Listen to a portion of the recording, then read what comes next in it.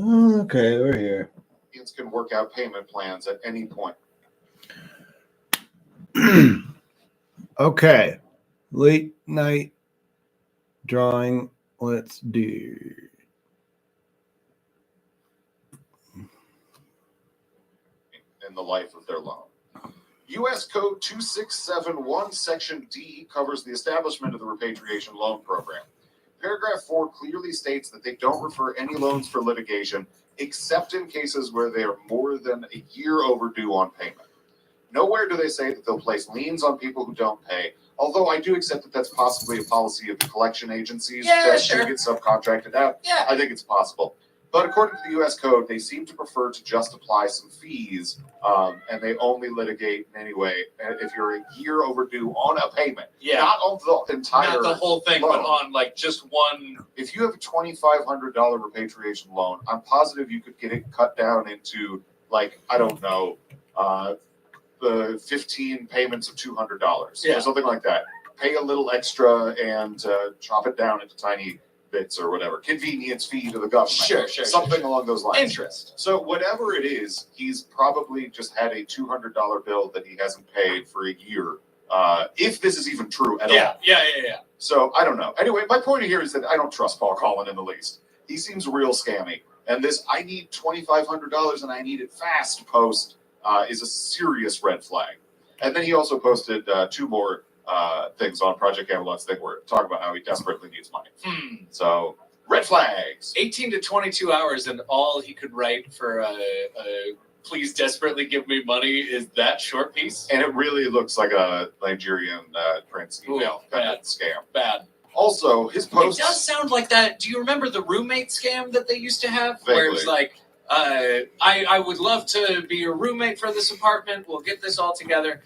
In order for me to do so, though, I'm going to need you to, I'm going to need you to cash this check after I advance it. That whole thing. There are 100 variables. Yeah. I think it's a simpler version of that. That is just, it's almost like sweeps week for us. Yeah. Just like, here is a crisis, give us money. Right. That sort of thing. Right. Also, his posts that Carrie linked to about Mark Richards haven't made me any more informed about the murder that Mark totally orchestrated. But they did give me a chance to learn about repatriation loans. Yeah, that is nice. I didn't even know that existed. Yeah, so I guess there's a silver lining to everything. Yeah, that's nice. Yep. So now we get back to Carrie talking about Mark's case, and this is just not true. Around the time of the murder, Mark had more than one construction company. He supervised crews that reported to him, and he had hundreds of people in the Secret Space Program or Secret Space Command who reported to him. Mark didn't have a name for his construction business. He didn't have 2 fucking construction businesses. In that interview with the police, it's very clear he's talking about it not going well. The business is not going well. He has like, they ask him how many people he has working for him, and he says it's like 6. He's talking about how one guy who he sold a gun to, who works for him, is like he's not working for you now, right? And it's like, well, I mean, he would still work for me, but we don't have any work for him. So like, there's not a ton of work to do. He can't even employ the 6 people that he has. Right. The only people who are probably actively working for him are Andrew and Crossy. Like, probably those are the only people who are on the crew that are actively working for him. Yeah. He has like phone numbers of 5 other guys. If he needs them, they'll subcontract out. This is if you're Illinois, if you were born in Illinois and in the Midwest, at like 13, you'll get your first detasseling job, and it'll just be some random asshole. In my case, it was the PE teacher at my school who just show up with a half bus and be like, "Hey, you and you, let's get out of here." Well, it's not a real business. It's just a bus. I mean, I worked for myself, but I'd go and like mow people's yards and stuff like that. Yeah, it's the equivalent of that. What was the name of your business? He's a 29-year-old murderer. That was actually the name of my business. Yeah, 29-year-old murderer? Yeah. That was grass murderer. Yeah. Weed killer. Yeah.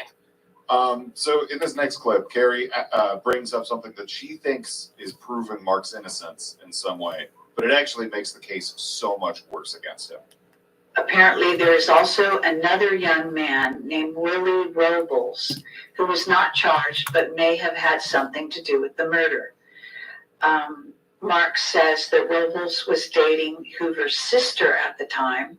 Herbert Robles was dating Hoover's sister at the time and was said to go around saying he would bash someone's head in with a baseball bat if he got angry.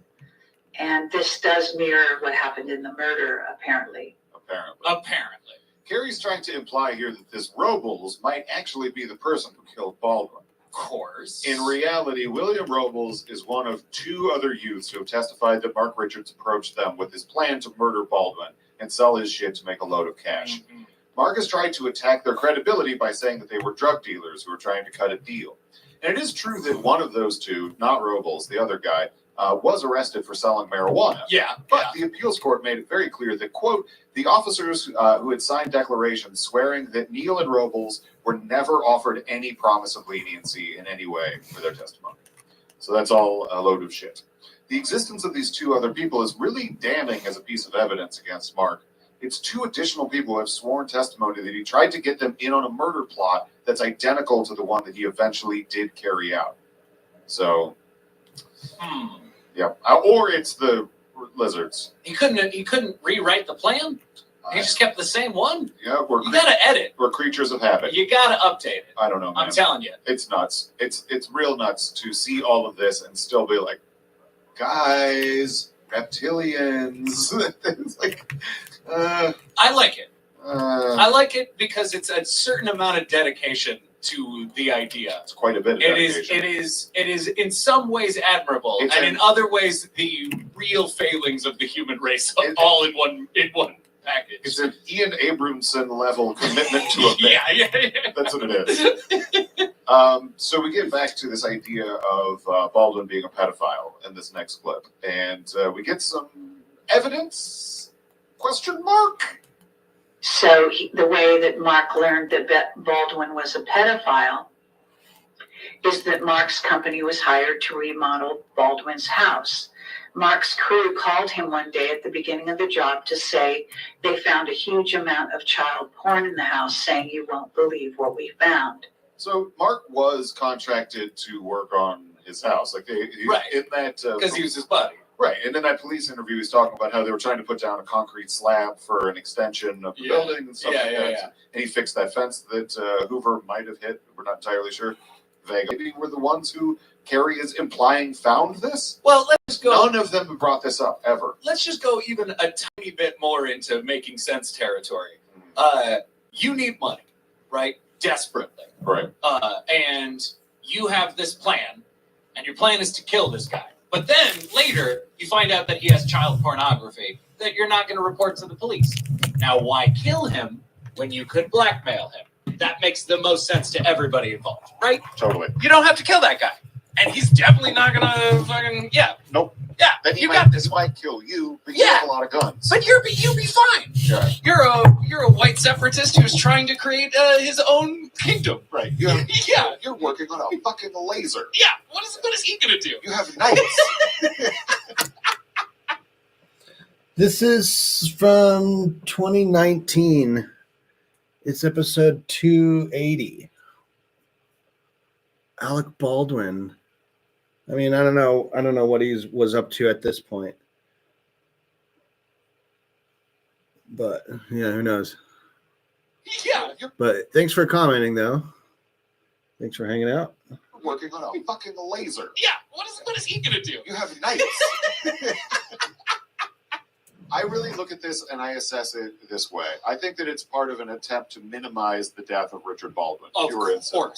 course. It's a cruel tactic to make you think, well, this guy kind of had it coming. You know, he had a huge collection of child pornography. Why should I give a fuck about him? Right. Carrie never has to admit any guilt on Mark's part, but subconsciously she's implanting in the listener's mind the idea of, like, if he did it. Oh, by the way, they're not talking about Alec Baldwin in this episode. They're talking about a guy called Richard Baldwin, who's not related to the Baldwins. It was because he was hurting kids, and we're all fine with him Yeah. getting fucking taken out, aren't we? Are you really gonna do a life sentence for murdering a pedophile? Right. Really? Yeah. Maybe 5 years tops. It's insane. Yeah. And I mean, look, if he did have child pornography, fuck him, he should have gone to prison and all that. You know, like, great. Yeah. But I need you to prove this, first of all. Mhm. How did they find it? Was it laying around? I don't know. Until you prove it, go fuck yourself with your stray accusations. That's sort of my point. Now, Jordan, We've been talking about Mark Richards for a long time, not only today, but for our lives. Yeah. We've been talking about him a bit because It he's is fascinating. surprising. Yeah. It is surprising how long we've been talking about Mark Richards. He's the gift that keeps on giving. It doesn't seem to stop yet. Now, Jordan, the whole time we've been operating under the assumption that Mark was off planet when the murder happened. We have? Well, because that's his alibi. That is, of course, what we have been operating. Carrie says it all the fucking All the time. He was off planet. Joanne Richards says the same thing. His current wife. Didn't seem like he mentioned it in that interview with the cops. No, not once. Not He once. doesn't mention this either, but in this next clip, we get a new alibi, and Oh! Carrie doesn't even bat an eyelash. I like it. I like a new alibi. This is insane. He's had 40 years to work on a really good alibi. Put your mic down, because Okay. it's not great. Okay. Mark's alibi during the exact time of the murder was that he was eating lunch with his parents at his parents' house. His lawyer, Shapiro, told him that would never be believed by the jury. However, it is notable that they could never place Mark at the scene of the crime. They could. Mark states that he had just returned from fighting a war in the Falklands, in which he was in a battle for the control of planet Earth.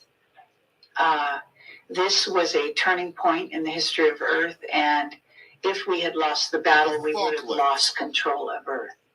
It was a battle with the alien races, the Draco, Argentinians. reptilians, and Greys, the Raptors.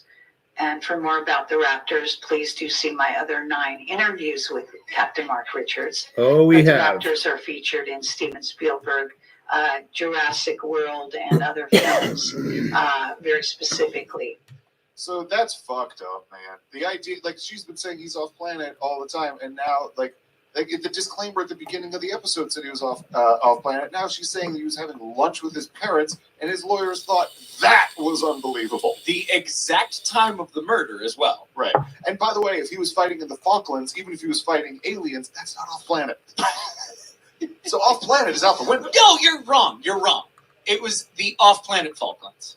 Oh, There's one in the Beetlejuice system. I forgot. You know, and what we've always, and this is something Always that forget that. you've always heard this. We heard it from the very beginning in grade school. If you lose the Falklands, you lose the planet. Lose everything. Everybody knows that. Right. That's an old saying. You learn that the first time you play Risk. Oh, yeah, absolutely. Risk might come back up later. That's fucked up. I mean, like, the only way you can make the argument that he was fighting off planet would be that he was in a plane, I guess. and that's off the ground, Mhm. which is that's a shady technicality. Also, you could have just asked his parents. I don't think they would talk to Carrie. No. I mean, for the alibi. Oh, Why would the lawyer Yeah, say if- that they if wouldn't they're- believe if that? they're If both credible, parents, if both parents were like, "Oh, he was eating lunch with us," the lawyer would be like, "Yes, yeah, absolutely. do that one. Yeah, Don't do the you're off planet thing." Right, Yeah. right. They would believe parents over like a 17-year-old who worked for him. Yeah, If like there could be establishing, like there would be evidence. Yeah. You know? it would not be hard to prove that Yeah. were it true. It would be sorted out. Also, a small point, Richard Baldwin was murdered on July 6th, 1982. The war in the Falklands ended on June 14th, 1982. Secret war in the Falklands. He absolutely, did not. Mark absolutely wasn't in the Falklands War. But even if he was, he could have easily been in that conflict and still made it back in time to murder Richard Baldwin. So that is not an alibi.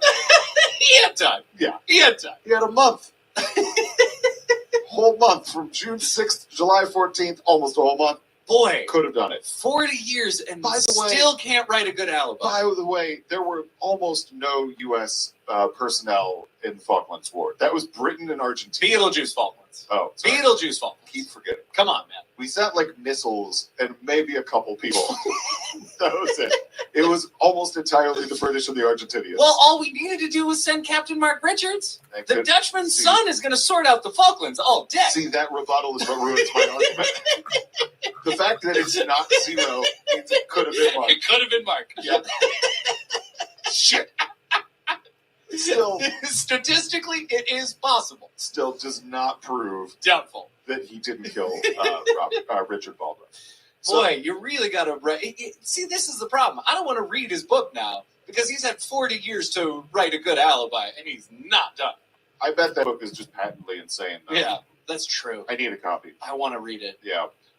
So I wish I could find a PDF, but that obviously doesn't exist. There's no way. Nah. So we know that Mark got set up. We know that now. I mean, Carrie's proved her case Of course. airtight. I find no holes. None. This is the opposite of Swiss cheese. Nope. 0 holes in this thing. It is like Jupiter in that it is 100% solid throughout. So we know that, right? Yeah. We don't know why he was framed exactly, but Mark has told Carrie a theory that he has that I think is awesome. And Mark claims that the Raptors had his back and were at his beck and call. And he was very arrogant back then. He was 29, and he was boasting while in the Falklands about how the Raptors saw him as a hero. He stated it was possibly because of this that they framed him for murder, although he doesn't know that for certain. But it's a pretty good theory. It is a great theory. You know, I like it. He was walking around in the Falklands. He was a little braggy. He's a little braggy. Too cocky about how much the Raptors love him. Hey, we all make mistakes when we're young. He's the son of the Dutchman. He thought he was Full of hot piss and shit. vinegar, Yeah, he just won the Falklands War by himself as Right. the only person the Americans sent. Yeah. I mean, of course he's going to brag a little bit about the Raptors, and then they got to come down hard on him. Well, not the Raptors, the Reptilians. Right, the Reptilian. The Draco Alliance, Yes. as it were. I like that idea. I really love it. You're bragging too much about your alien cult that you have, I guess, your hero worshiping. Yeah. And they're like, fuck you, bro. This is a story. Framed for murder. This is a story of hubris that is as old as time. Absolutely. Yeah. So you brought up the Dutchman there, and we find out that Mark's dad was in play around the time of the murder. He started the Falklands War, actually. He didn't start it, but finished it. That war only lasted like 2 months, by the way. I mean, no war is good, but it's really weird to pick the Falklands War as like the deciding war for humanity's. We will lose control of the planet if we lost the Falklands War. Because, I mean, first of all, it's a very short war. The United States, it was really, the belligerents in it were really only Argentina and the United Kingdom. Yeah. I think He may have been referencing the Peter Falklands War. No, I think it's the last really major world event before he went to prison. Yeah, I would absolutely I think say that's just why he thinks it's such a big deal. Right. Well, he's looked into the time period. If it's going to be an alibi for him, he has to put it around has the to same be time. major. Yeah. And it has to be a war. So, yeah. There you go. And so we get a little bit here in this next clip. We have some news about the Dutchman and what he was up to around the time of the murder. Well, he was eating lunch. Also obviously. around the time of the murder, Ellis Lloyd Richards, Mark's father, was seen as a hero by the British and American Air Force and had just returned from fighting a war with aliens in Kamchatka, Russia. I think that Mark has been playing Risk in prison because that's one of the parts. That's one of the few parts that you can actually that connects Russia to the United States around the sides of the board, the Risk board. That makes the most Kamchatka sense. is one of the regions in Risk because it was that's why they had the battleground there. If he had brought up Irkutsk, I would be 100% sure that he's just been playing Risk in prison. Like, oh God, that'd be amazing. I don't know. They don't actually have the pieces for the Risk board. You have to on your head. Yeah, you have to play it in your mind. Yeah. So his dad was fighting with aliens in Kamchatka. Naturally. Cool. Right around that time. You're right. Then he had time to go get lunch, of course. Absolutely. Yeah. So in this next clip, Carrie talks about how earlier, you know how I brought up that the Dutchman and Mark, their arch nemesis, was this Ankleton, CIA guy.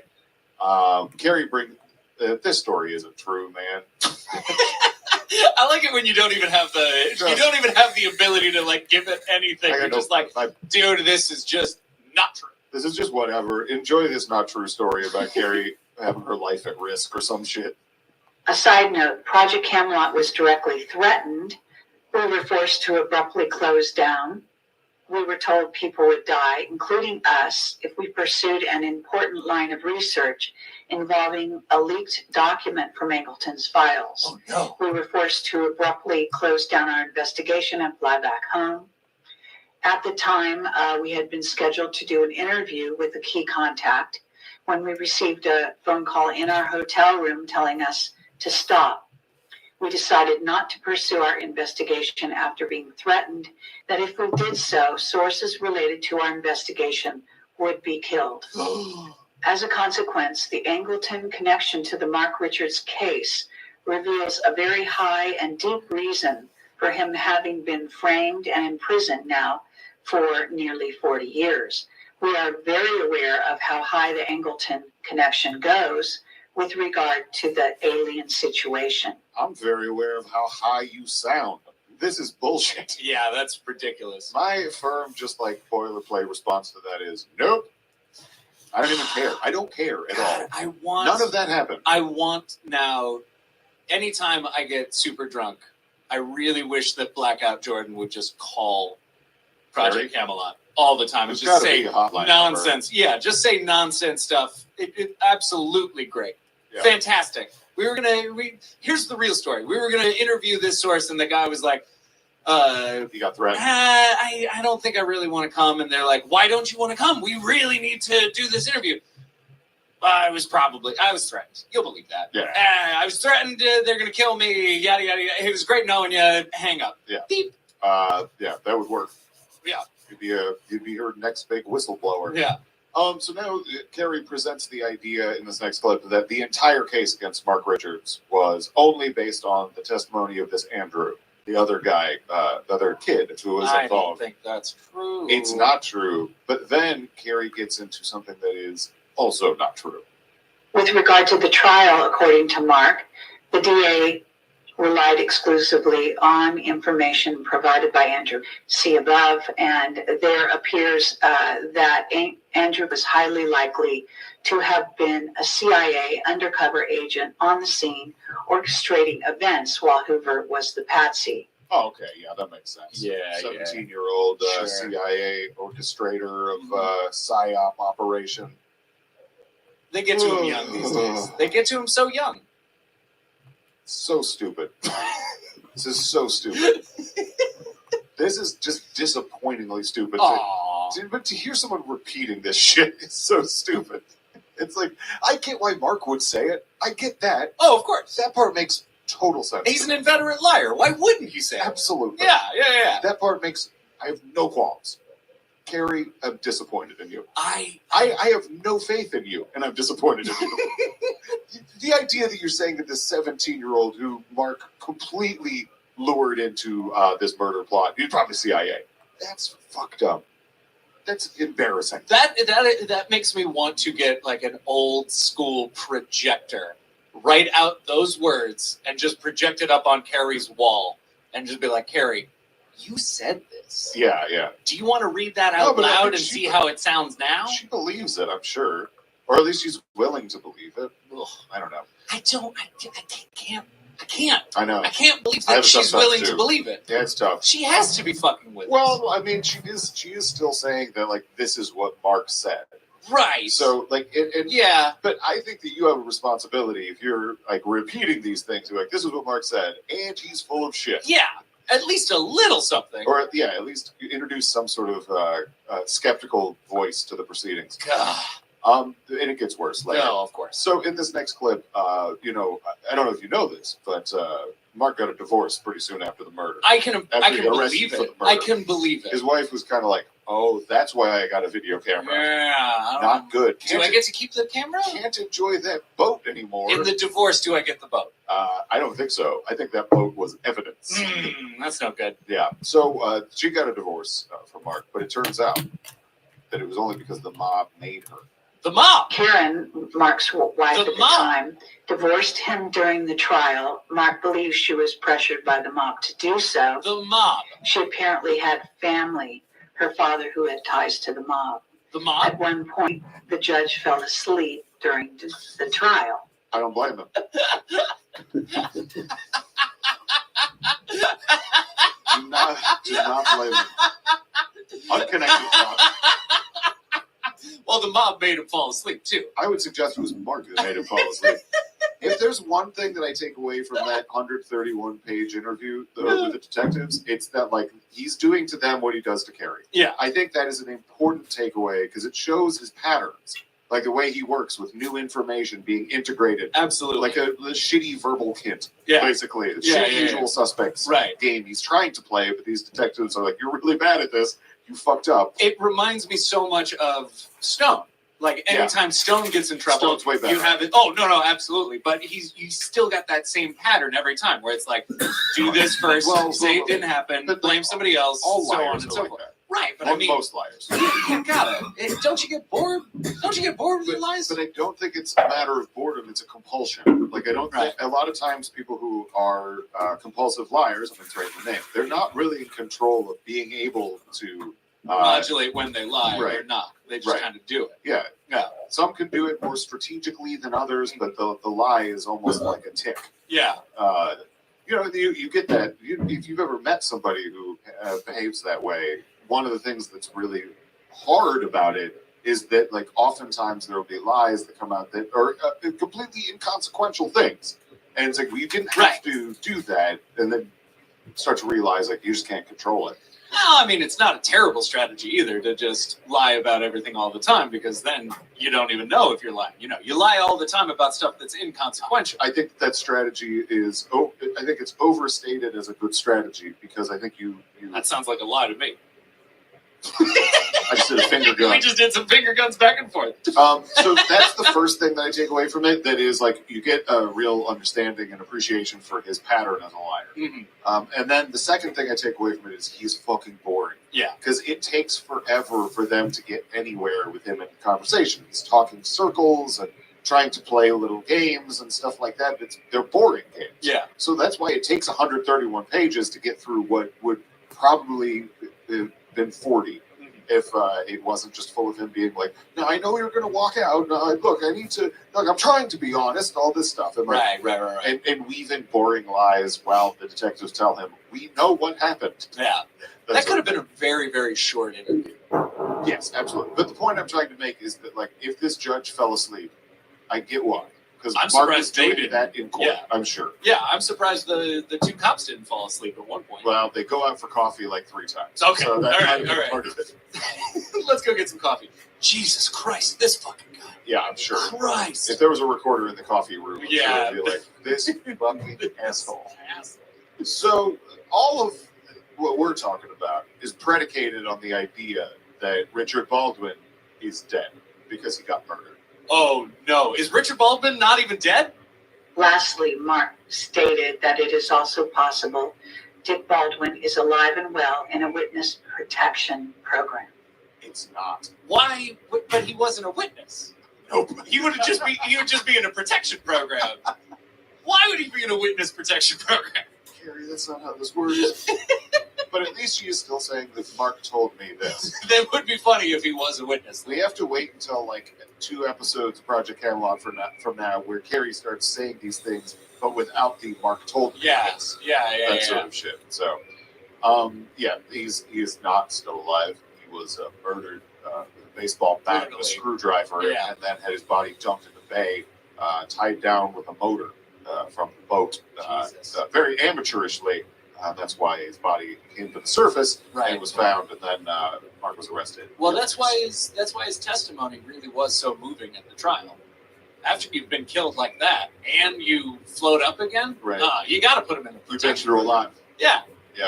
There's a great moment. That would have prejudiced the jury for sure. There's a great moment, one of my other favorites in that interview, where they ask Mark a question, and Mark is responding to it, and it's about something that he had done a couple of days prior. And one of the detectives was like, "Do you think we weren't watching you?"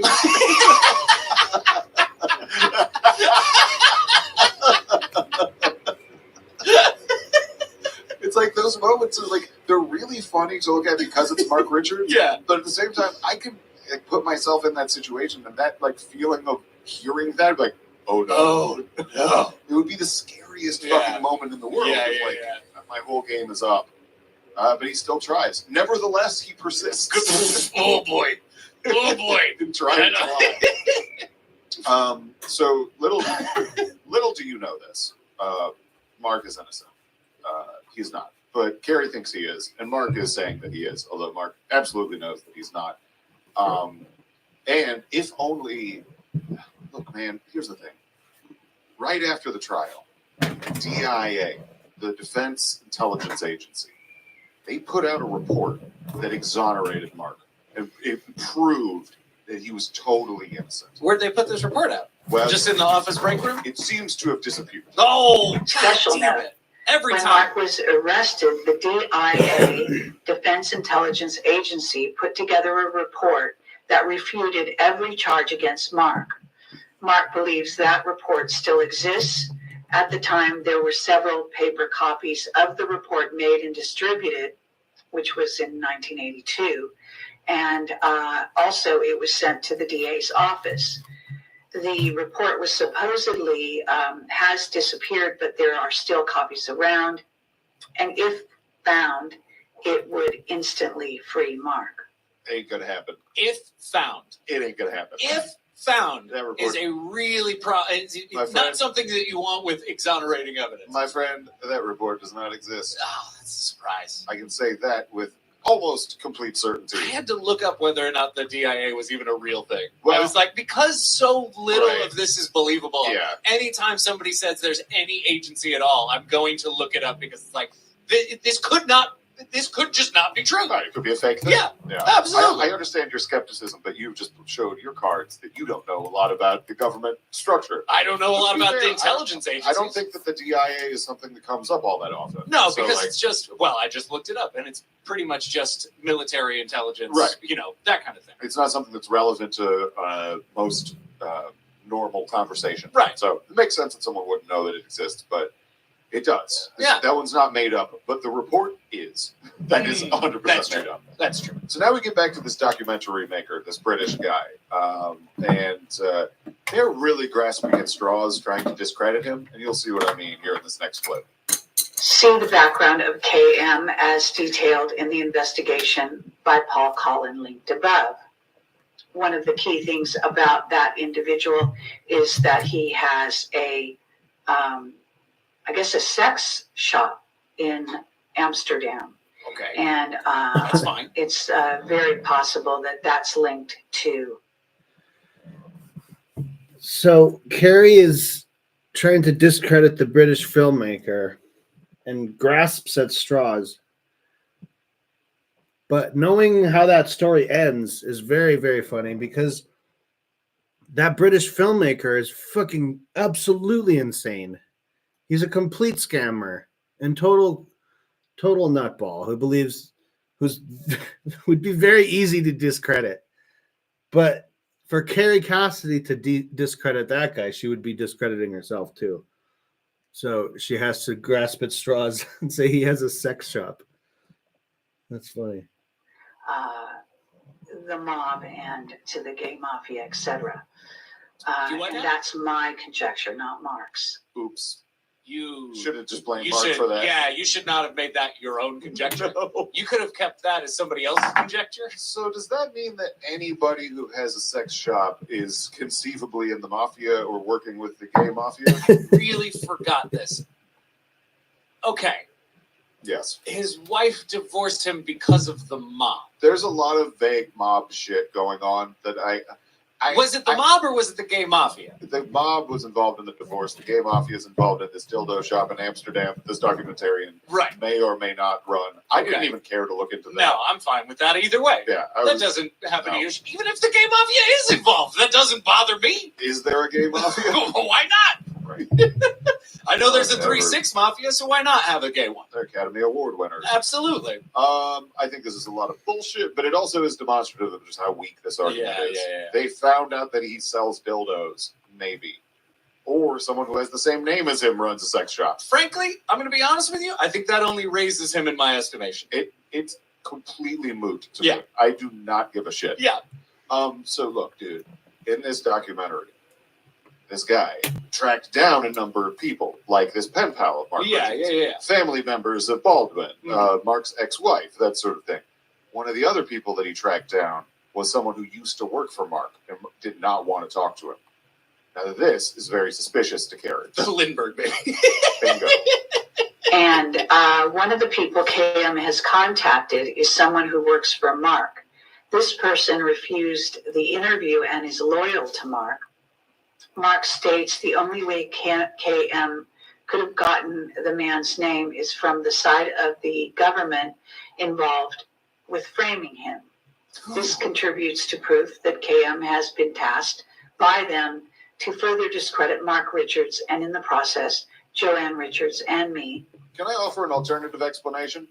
He just asked some people. Yeah. He just asked around. Possible. Yeah. Possible. Just went to San Rafael and just started asking around with contractors. And like, was this his lieutenant that we referenced on like his 8th or the 7th interview? No, where no. Mark Richards has a guy No, in prison who's still working for him? No. Has he come back? No. Did the mob kill him? Probably the gay mafia. Probably the gay mafia. No, he hasn't come back in the. I think Mark got moved to a different prison. He's not in Vacaville anymore, so he might not have his lieutenant around. Bastards. But no, he's talking about. Carrie's talking about this documentary and finding someone who used to work for him in the contracting business and doesn't want to talk to him. They're saying that it's because he's loyal to Mark, although the alternative also is possible. That he doesn't want to be. I don't want to be involved in this, which is smart. Hey, remember that thing that happened that really fucked everything up for you and kind of made people talk to you about it over and over and over and over again? It's your past you don't want to relive. That you don't really feel like you need to have. Can we talk to you about that? Sure. No? Okay, then we're good. You're loyal to Mark. You must be loyal to him. Right. And then the other thing is like just really basic investigative journalistic skills could find out the people who work for him. Right. Like if you go to like San Rafael, you go to Northern California, go around, ask some people, ask some relevant figures. You talk to Mark Richards' ex-wife. Yeah. She would know some of the people that work for him, or at least be able to point him in the right direction to find someone who does know. And the fact that you already talked to people that have previously worked for guess him. What? He also interviewed Crossy.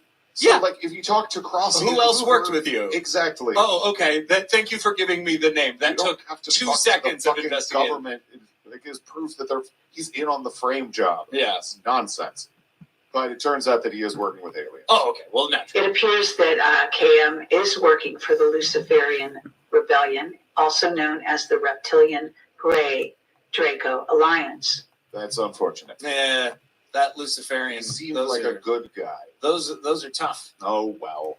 So now we're done with the case. And now we get to jump to the reporting. That we get, because, Mark Richards knows shit. And it's not like this is all got to be about the case. Carrie's making a trip down to this goddamn prison and writing down with a dull pencil.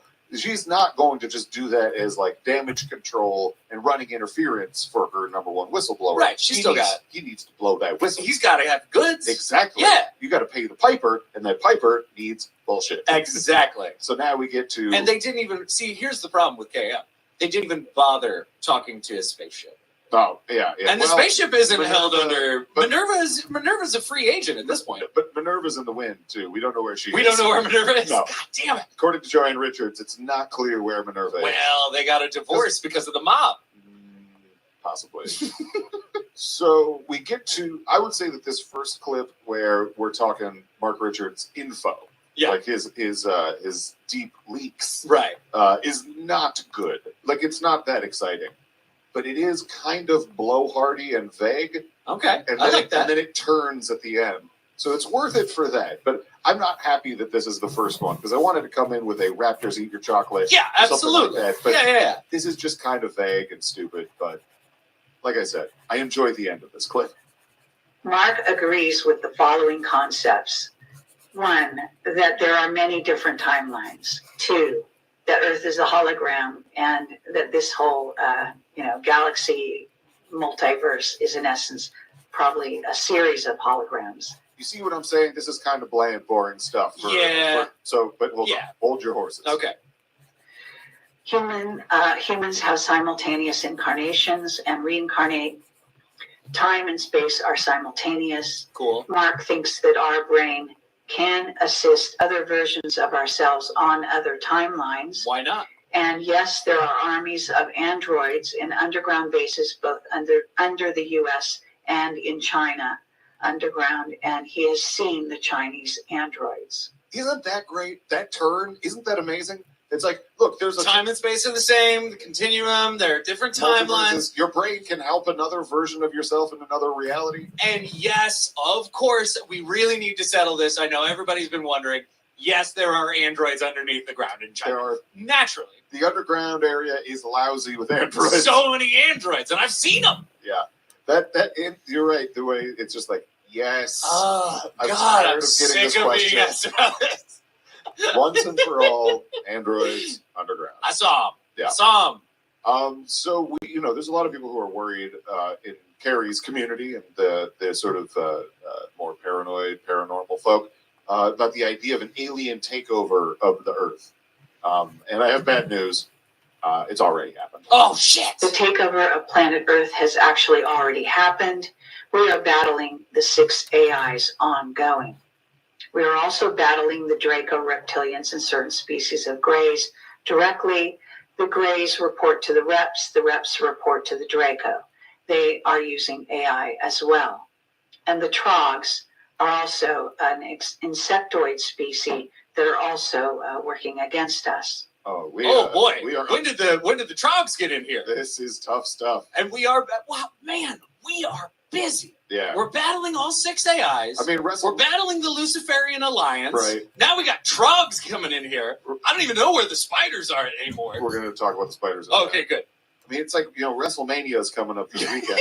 And it's like we're in a cage match and it is a handicap match. It is. Wow. We have got 6 AI fucking with us. And we have a clearly regimented hierarchical structure of aliens who are all against us. Yeah. That's not good. That is bad. We really need Doctor Who at this point. Yes. We're in danger. Or at least Dr. Group. Yeah. So to bring things today, I don't know any more about the AI. He doesn't say anything. I really feel like that's important. 6 AI. Why 6? I'll tell you this. It does feel important. It does feel really important. 6 AI alone are fucking with the entire species? And they're messing with us. It seems important, but it's not, apparently, because we don't get any clarification on it. It's just a tossed off aside. Yeah. So taking it from the space nonsense, now we get into the terrestrial sphere and geopolitics. So there's a lot of people who worry about, our relations with the rest of the world, be it China, Russia, Iran, these sorts of places. Turns out Mark knows what's going to happen with all 3 of those situations. Oh, okay. Well, let's regarding the Iran war, yes, it is happening. They took troops out of Syria but left the Russians in charge on the ground there. Naturally, there are androids working with the Russians in this war, which is actually what I have been saying. And the war with Iran does lead to the war with China. Of course. And the Russians will side with the U.S. And there's more about this in the Hannock prophecies. Oh, great, a prophecy. Great. The idea that Mark is just mirroring what she says is perfectly illustrated. Yeah. There. That idea, I've been saying that for a long time. Uh-huh. You can see exactly how that conversation must have gone down. She says these sorts of things, and then he picks up on context clues and is like, yes, absolutely, that's correct. That's the intelligence that I've been getting from my higher-ups. Of course. Yeah. I can only corroborate exactly what you said because you are right on. You are so informed, Carrie. It's amazing. All of your sources are just as good as my sources. Yeah. So earlier, we got some strong indications that Mark's a bit of a racist. Whether it's the Pendragon excluding black people, that's one thing that's not great. No, I'm not a huge fan. His sort of racial profiling of the clerk at Montgomery Ward, not great either. And that's why this clip sounds a little bit suspicious to me. Okay.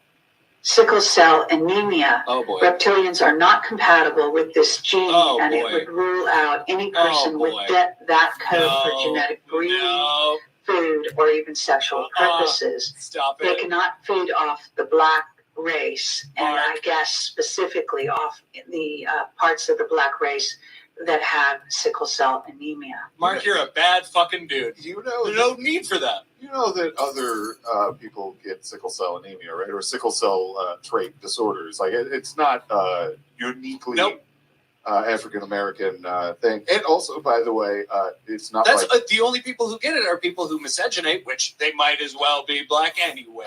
That's not true at all. No, that's true. Mark, you can only know where it's all white. White never anemic. Mark. A white anemic. Mark. That's what I'm saying. Mark. We didn't land on anemia. Mark. Yeah, that to me is like real gross. Yeah. Kind of like, well, they're not. They're an other. There's something Really? genetically that's so different about them that the raptors or the reptilians can't even breed with them or feed on them. God. Why? You could just not. Well, because it's Couldn't you just well, not? it's because he's racist, and he Right. has a deep-seated feeling that people of different races are different. Yeah. And so while he creates his space mythology and all this stuff, it's a very convenient way to find some sort of an excuse inside your space mythology that justifies the racist feelings that you already have. Right. That's all that's going on here. And Carrie just can't see through it because she's fucking also She's racist Really, and dumb. really racist. and very dumb. Yeah. So you wanted to know about the spiders? I want to know about the spiders. Did they invent the AI? No. Is the AI fucking with them? Dude, from this next clip, I think that the spiders might just be big spiders. So they don't even really have any leadership. I don't know. Okay. All I know for sure is that Sardinia is crawling with spiders.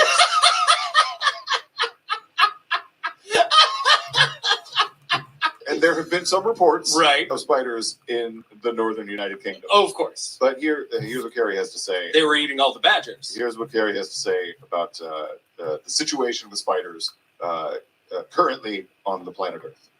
I asked him about Sardinia because recently I was asked if I would lead a tour to Sardinia because there are many ancient sites there and lots of evidence of reptilian involvement. However, I told Mark that I have declined to go to Sardinia because when I looked at it on a psychic, intuitive level, I saw that there were tons of spider beings and reptilians there. And Mark said I was absolutely right. He said he wouldn't even go there. He really agrees And with you it a is lot. true, not only in the past, but also now. And my apologies to the people that live in Sardinia. I think Thoughts it's and probably prayers. a very Our thoughts beautiful and prayers island. go out to you. I've seen pictures of it, and I do apologize. You can imagine the kind of people who run with Carrie Cassidy, the ones with disposable income, coming up to her and saying, I want you to give us a tour. You should be a tour guide of Sardinia. And then like, okay, well, let me check it out psychically. Reptiles. Did you say it was reptoids or something? I remember so much that she's afraid to even go there. Like she's like, I dare not even venture. I dare not tread into Sardinia for fear of the raptors, because they'll see that I see who they are and they'll leap after me. What is? Oh, that's so silly. For this information, but what can you do?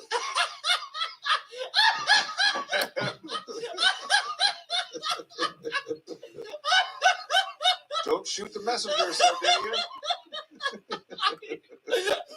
I love that. Yeah. That is my favorite thing. What can you do? That is my favorite thing. Sardinians. Sardinians. Sure Sorry. I look. I don't. What you gonna do? I don't like being the one who has to tell you this. It's bad news, but Like the people in Sardinia have no idea. All of a sudden they wake up and they're like, "Oh shit! Carrie just told me we were covered in spiders. Time to go. Yeah, gotta Time move. to go." So like I said.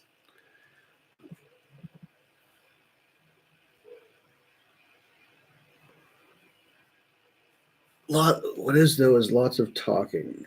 I think you're referring to something I said a couple minutes ago.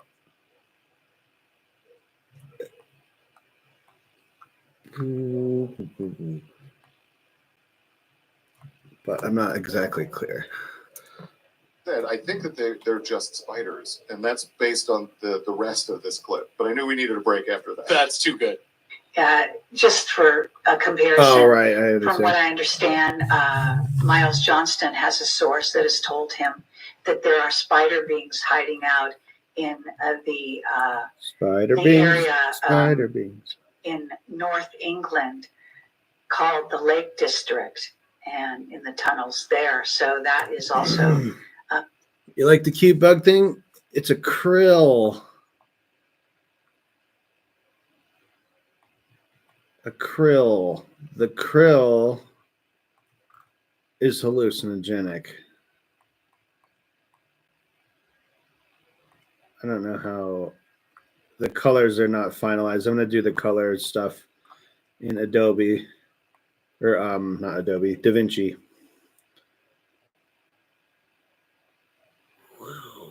Something like that. I'm working on the spotlight thing. I don't know if I like how it's moving, so I'm gonna tweak the timing.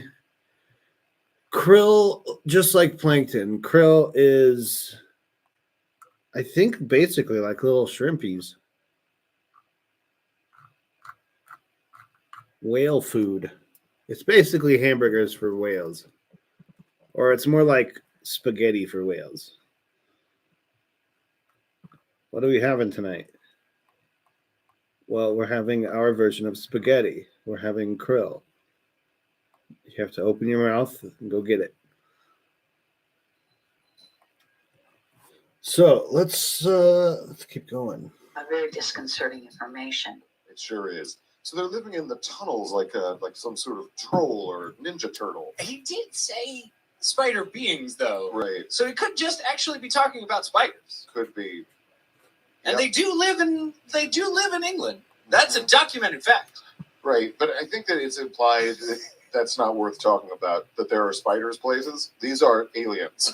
Right, but here's so she apologized to the Sardinians, but it's Not like, the- look, not the England, British. that's on you. Right. You asked for him. No, to be fair, it does seem to be it does seem to follow from the way she's talking about it that there's less in the UK. That there's a ton in Sardinia. So many in Sardinia. I don't fucking know, man. I got nothing on that other than I'm sorry to the people of Sardinia I'm as well. sorry, Sardinians, dude.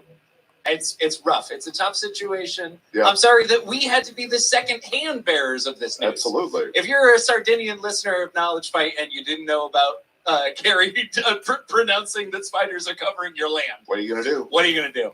So Thoughts and prayers. so Trump is a guy, and Mark has some thoughts about him. Oh, that's surprising. Mark has been kind of pro-Trump in the past. Yeah. And spoiler alert, he still is. Surprise. But this is phrased weird. Mm-hmm. The Trump administration, they are the only ones fighting for us in the U.S. at this time. But there is something going on right now with that administration. She does not say what that is. That's it. That's it. That's all we get. That's it. Oh, in this case, then once again, I am going to apologize to the people of Sardinia because something bad's happening. Well, but also, once again, I'll say, I agree. There is something up with this administration. Yep. Until you qualify what you're talking about, I'm going to go ahead and say, yep, something's up. Something's up. So, this now takes a turn in a direction I could never have predicted. That's why we do Project Camelot episodes. Right. If it didn't take a turn into the unpredictable, what's the point? Right. But this isn't good, unpredicted. Boy. I asked him if Kevin Spacey was set up, and Oh. Mark totally agrees that Kevin Spacey is being set up because of what he knows. Now, that's just a perfect demonstration of him yes-anding her. But also, I wonder if it's just because space is in his name. Why would Carrie ask him if Kevin Spacey was set up? Is that even a thing? Because he was in K-Pax? Is there a... Well, that actually does sound right. I'm trying to think of any reason.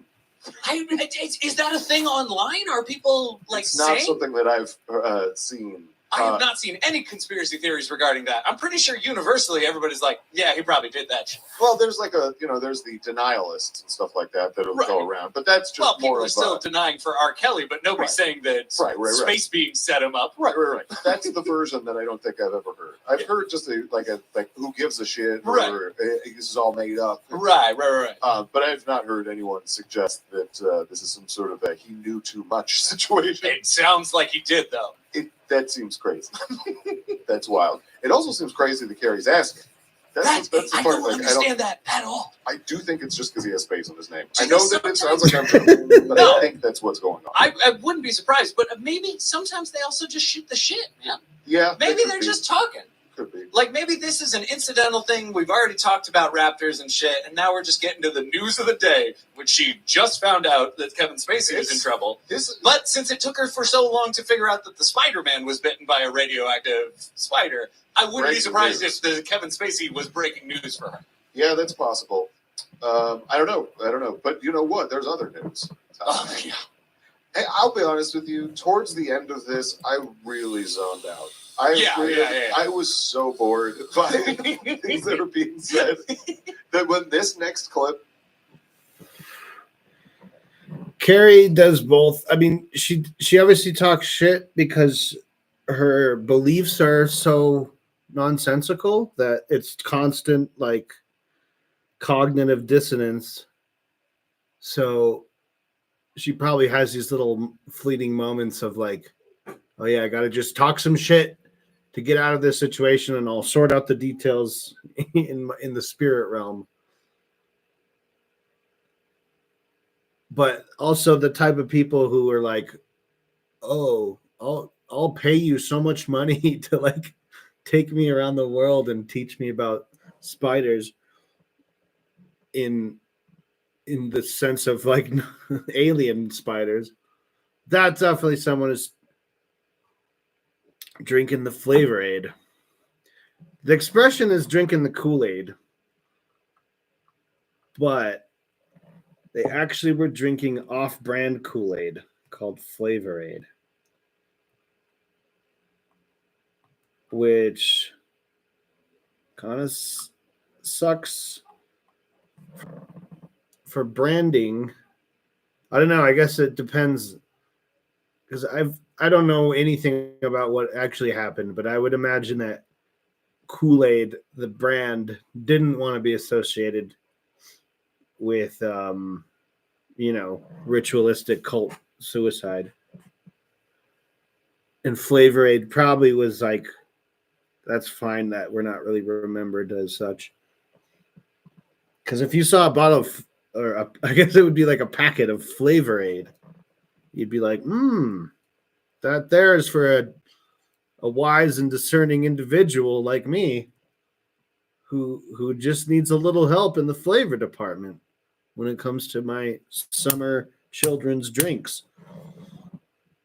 I don't know what I'm doing with this grill. I'm just kind of having fun drawing and experimenting with different things. I have to make it look hallucinogenic. That's the idea. And right now I'm playing with color. I might play with warping the shape of it, like making its eyes grow or something. We'll see. Played, I got like, it was almost like I got jostled out of the sleep, or like someone threw a bucket of cold water on my face. I was like, what the fuck? And I had to scroll back, and be like, did I hear that correctly? Because this is the craziest shit I've ever heard. There was a raptor wedding in late February, around the 28th, and Mark says this was a major wedding uniting two major raptor family lines. Of course. And Mark calls it a great love story. There was a raptor wedding. Did he just watch The Deer Hunter? What is going on? There was a raptor wedding, and Mark is happy for the couple. Well, it is. It's a beautiful love story. Can I ask you this? Why do raptors get married? That's a human concept. What are you talking about? Why do they get married? Monogamy is not necessarily a human construct or anything like that. That does exist in the wild and all that sort of stuff. But the formal ceremony of marriage is something humans created. It was brought to us by the raptors. Exactly. Boom! Turn it around. Got it. How else are you going to allocate land to your family? They live in space. Well, how are you going to allocate certain sectors of space? They're going to farm. Jordan, I know you're like, this is good stuff. I'm trying. This is stupid. I want it. No Raptors are in love. What about spiders then? Do they get married? Spiders can't get Do married. reptilians get married? Reptilians Do are Greys evil. get married? Greys are evil. Do Draco get married? Draco do get married. What about dog beings? Dog beings? Mhm. No, they have little things Mantis and beings. they actually mate backwards. Oh. Mantis beings? No, they kill each other. Okay. See, the only race that makes sense to have marriage is raptors and Draco. I just thought, like, outside of the context of this being an episode where we're talking about Carrie Cassidy running interference for a fucking murderer, Right. it's- Raptor love? that's a delightful clip. Yeah. There was a raptor wedding recently. Why was he just now he's just sharing news? Yeah. Now he's just sharing like gossip around the and here's an update on It's like he's even- Teresa, the the raptor. like the socialite news Yeah. page. Yeah. Ridiculous. Raptors were spotted getting married on Blind Tuesday. item. So we learned a little bit of human celebrity news with Kevin Spacey. Right. Now we know that raptors got married, solidifying an alliance between two major raptor families, which heretofore we did not know that they were separated into families. No. And now we jump back to human celebrities. Okay. Because there was a death. Kevin Sorbo. No. Oh, okay. There was a death in the celebrity world not too long back, and Carrie wants to know about it. Regarding Jan Michael Vincent, the actor. Jan Michael. He was a close friend of Mark's and died of alcoholism What? because he had seen too much, What? knew too much, and couldn't handle it. What? Mark had the utmost respect for him and misses him. So, Jan Michael Vincent, Mark was friends with Jan Michael Vincent? apparently. That is definitely one of those, this guy is just going to lie about fucking whatever. Yeah. There's no benefit to be gained from calling yourself a Jan Michael Vincent friend. Yeah. No, I mean, there's something to be gained, I suppose. You look Cred cool. with the Jan Michael Vincent fans? Yeah. The Jan heads? Airwolf fans. The Airwolf? Yeah. Uh, Maybe he just watched Airwolf as a kid. or in prison. We're in prison. They got TVs in there and shit. They do. But I mean, at least that's current. Like, he died on the 10th of February, so that's pretty close to when Carrie was going and doing That's this true. interview. That would make sense that Mark would want to lie about being friends with him. That's cool. Is that cool? Yeah, it's real cool. It's real cool. Also real not true. Yeah. So here we have the last clip where Carrie, this is how she ends the episode, and I think that she's giving her audience advice that will work against her best interests. Oh, that's not good. I want to thank you for watching and for listening and for supporting the work of Project Camelot. Take care and please use discernment and do your own investigation. Ooh. Thank you and good night. Bye. Good night, Carrie. The idea of saying you should do your own research is only going to lead people to realize that she's full of shit and doesn't know anything. Right. So I would advise her against telling people to research It's things. a bad idea. Although that's a bad look. You don't want to It be is. a truth teller and a truth seeker kind of person and be like, don't look into this. No, don't worry about it. Don't worry about Don't it. worry about it. Hey. We've all been there. I got this covered. Yeah, come on, trust me. Trust me. Yeah. Trust me, trust me. So I think it's super weird that Carrie decided to even get into any of the specifics of Mark's case because she has such a poor grasp on the details of the case, what's going on. The way that she articulates her interactions with him are so parallel to that police interview. It just it opens up a can of worms where it really reveals like how manipulated she is by him Mhm. and how willing of a participant she is in that manipulation Yeah. along with him.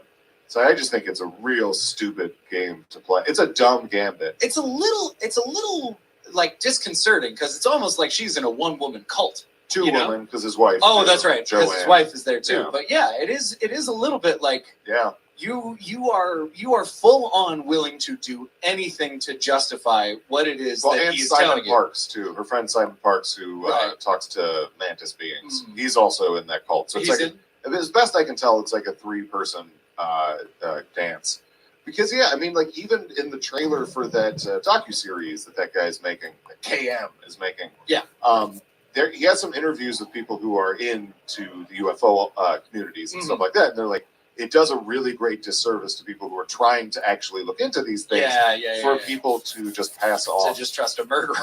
Well, I mean, I don't think they put it that way, but they like charlatanry Yeah, and stuff yeah, like yeah. that. And I think there's a fair point there. I think that's a salient point.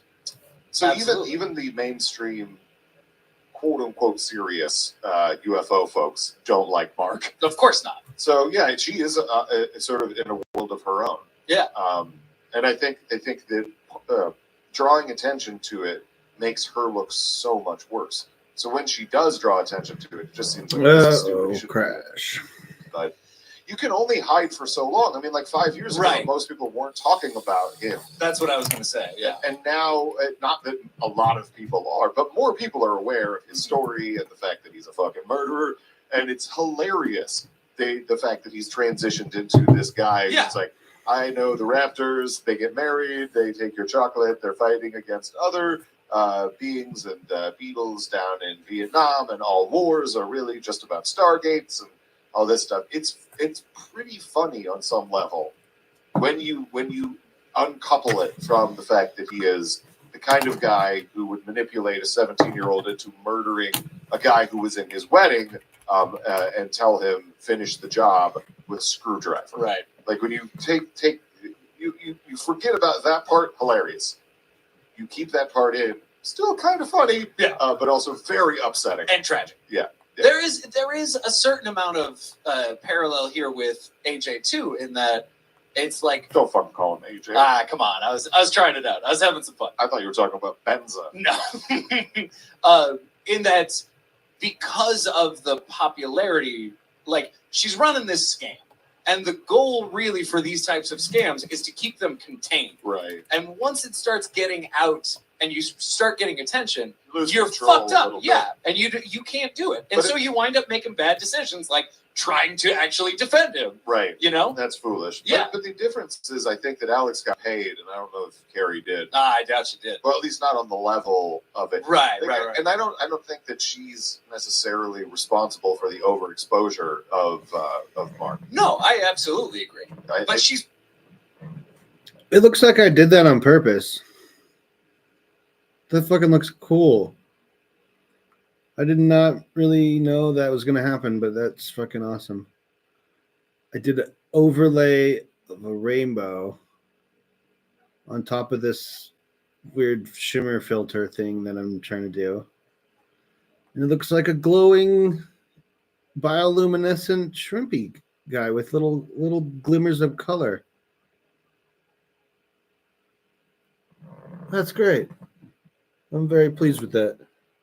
part of it. She is. Yeah. She is. I think it's just a natural thing that's going to come out because it's an awesome story. Yeah, that's true. You know, like the idea of as long as a couple people start talking about like the idea that there's this guy who got these kids who worked for him to murder a guy.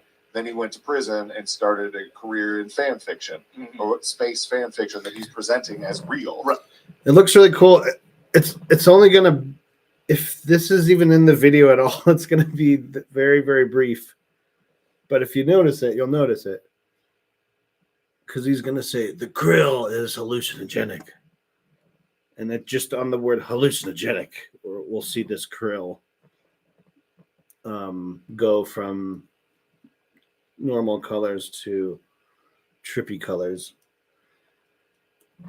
And then we'll have this glitter will be a separate background that I'll try to make it look like, make it fade in or something, make it work around. And then this is my texture background. I'm not sure about, I'll probably I want to do something special with the texture background where I make it melt and incorporate it into the trippiness. Be kind of cool. Let's see how that works.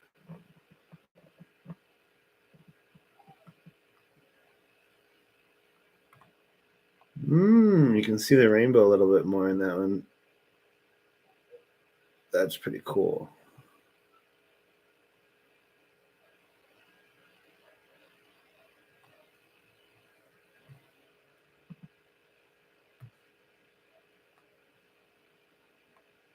Just going to render that one out just for fun.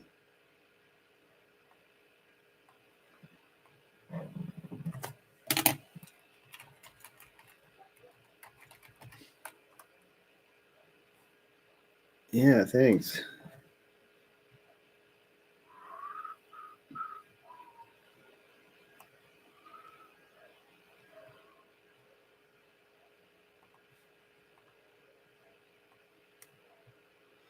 All right, render that. And also before he went to prison, he was going to take over Marin County with lasers that were going to destroy bridges, and these kids were going to be knights of his round table. Like all that's, it's too good of a story for people to not like enjoy. Oh yeah. Or look into or pay attention to. So you reach a critical mass once enough people are looking at the story that like it's almost destined to blow up if you're trying to pretend it's real. Oh, of course. It's Well, too how many good. documentaries have you watched on Netflix with way less interesting stories than this, and you were still like, this is a pretty good documentary? Yeah, I watched 3 episodes of The Staircase Yeah. or whatever before Yeah. I turned it off. And you're like, I'm sure maybe it gets good. I don't know. Sorry. not important. Right. This Yeah. is not the time to litigate The Staircase. Someone could make Reviews. an amazing series, and this guy is doing that. Yeah. This KM guy is doing a probably what would be an amazing series about this story. And part of the story now Yeah. is that Carrie is a victim of Mark's manipulation, willingly and also defensively. Man, surprised we didn't even have the thought to make a documentary. I should have got did there have the first. thought, but that's Yeah. not like nearly within the scope of what I can do. Yeah. We need We could call a guy. we need a team. We could call a contracting service. Call Larry Nichols. Ah. we wouldn't be able to know the name of the contracting service though. You know how much? It's not really named. You know how much that would cost though. Too. We don't have nearly the money. We put together a pitch. We get the money. We could pretend that we need to pay back a repatriation. Ooh. money. Yeah, everybody listening to Knowledge Fight right now, really go to the Patreon. We need $2,500 by tomorrow. Otherwise, the government's going to send us took me back. out of Eastern Europe. Yeah. Wow. So that brings us to the end of this. I think we've learned a bit. Mostly that Carrie is very dumb. There. But I guess we didn't learn that. We've known. No. But we did learn about repatriation loans. I suppose this is dumb in check. in more of a I don't know. I guess this is dumb in more of a concentrated evil way than it has been previous. Like we started out very hard with her, justifying a murder. But I think that she hasn't read that interview with the detectives. Right. I think she hasn't looked at the court records or anything like that, but is pretending that she did. Yeah. And I think that is evil in negligence. But I think that she's merely pretending that she has this information in her mind. If she does have that information and she still believes this shit, then that's fucking awful. But I still think that she's bluffing about what she's actually. You think so? Yeah, absolutely. I don't know, because I wouldn't be surprised if she did read all that information and just summarily dismiss it as. I doubt she read the 131 page. If you read that, you cannot imagine for a second that he's not a huge liar. Yeah. I don't think she read that, but I wouldn't be surprised if she dismissed all of the court records and shit as being, it's just a railroad job and I don't even need to worry about it. You know, yeah, perhaps. I mean, but if so, then that's still negligent as fuck. I mean, because you're defending a murderer without having read the evidence. And evil, yeah. Yeah. Anyway, we have a website. We do. It's knowledgefight.com. Correct. We'll be back on Monday with a new episode, but we're also on Twitter. We are on Facebook. What else do we do? All right. Moving on to 291, Feline Contessa. Feline Contessa. Hell yeah. All right. I'm going to fuss around with this for a second. Let's get going. Andy in Kansas, you're on the air. Thanks for holding. Hello, Alex. I'm a first-time caller. I'm a huge fan. I love your work. I love you. Hey, everybody. Welcome back to Knowledge Fight. I'm Dan. I'm Jordan. We're a couple dudes like sit around, drink novelty beverages, and talk about Alex Jones. Oh, indeed we are, Dan. Jordan. Jordan. Who's your favorite movie monster? Favorite movie monster? Yeah. I don't like any of them. You don't like any of them? I don't like scary movies, but also those. If you're talking about like the Wolfman and that. Yeah. Maybe classic Universal monsters. I didn't like any of them. You didn't like any of them? No, but I did like the song "The Monster Mash." Okay. And look, man, I was. How about? I knew. I want to talk about my. I want to talk about something real quick. Okay, and you knew my question wasn't going to get you there. No, I knew about all of Boris Pickett's other songs, like the Monster Swim and the sequel to the Monster Mash and the Climate Mash. He did the climate mash. He did. Yeah. Okay. It's about climate change. Oh, okay. I was going to say, if he did that all the way back whenever the Monster Mash was the relevant. Monster Rap. The Monster Rap, that was great. I knew about these a long time ago before everyone else started making jokes about what kind of credibility am I trying to gain I here? was going to say, you're I don't feel like I can talk about my love of the idea that he just kept making those I songs. like it. Because now it's kind of like other people have pointed that out. Yeah. It's not a novel observation for me, and that's pretty much my relationship with monsters. That's your only real. That's the literally- tangent. When you ask me who's your favorite classic movie monster, that's what came to my mind. It's like, I wish I could complain about the Monster Mash and the sequels and all that shit, but I can't. Well, there we go. We did learn something interesting about you, though. Mhm. One time for a live show, I wrote, it was a holiday show, Uh-huh. and I wrote a remake of the Monster Mash Right. about false flags, which is relevant to our show. Yep. How did that go? I don't remember exactly, but it was like, It was a false flag. Yeah. Basically. Anyway, this is a podcast where I know a lot about Alex Jones And a lot about the Monster and Mash. song parodies and Boris Pickett. And Boris Pickett. Mhm. Wilson Pickett's long lost brother. Incorrect. Sounds right. And I only know what you tell me about both. That's correct. Jordan, today we got an interesting Wacky Wednesday episode to go All right. over. But before we get to any of that, which will be a humdinger, as I told you twice, received over two text. texts regarding the Humdinger. humdingerousness of this Humdinger. episode. I don't think that I can oversell things by saying humdinger a bunch of times, No. but I'm going to try. It's going to be a Okay. humdinger. It's going to be a humdinger. Something else that is a humdinger is how great I feel about our very generous, wonderful audience and some people who've supported the show. We got to send them out some thank yous. Absolutely. So first of all, Corey, thank you so much. You're now a policy wonk. I'm a policy wonk. Thank you, Corey. Thanks, Corey. Next, Jared, thank you so much. You are now a policy wonk. I'm a policy Good night, wonk. fight. Jared. Thank you, Jared. I haven't listened to Project Hangout in a long time. Yeah, I haven't either.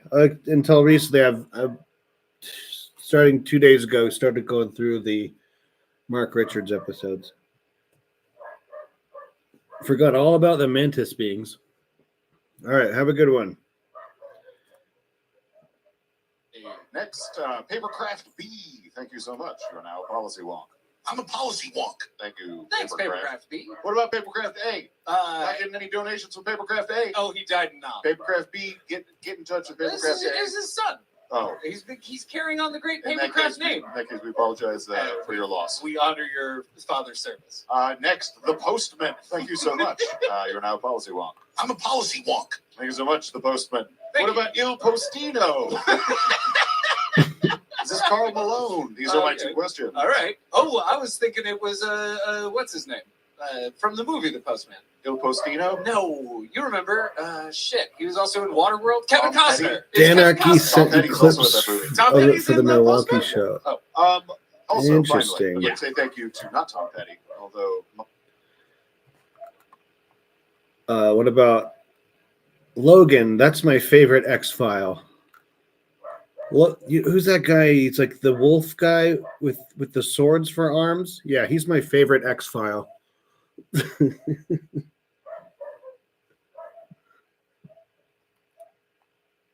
That's my absolute favorite X-File right there. And my second favorite X-File is Mulder and Scully.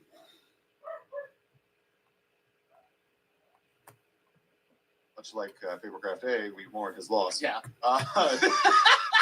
Finally, I'd like to say thank you to someone who donated on an elevated level. We appreciate it very much. So, Amanda, thank you so much. You are now a technocrat. I'm a policy wonk. 4 stars. Go home to your mother and tell her you're brilliant. Someone sodomite sent me a bucket of poop. Daddy Shark. Jar Jar Binks has Terminator a X-File. black accent. He's a Is he the loser, is he the little liquid guy? kitty baby. I remember there being an episode of the X-Files that was directed by Stephen King. And it was like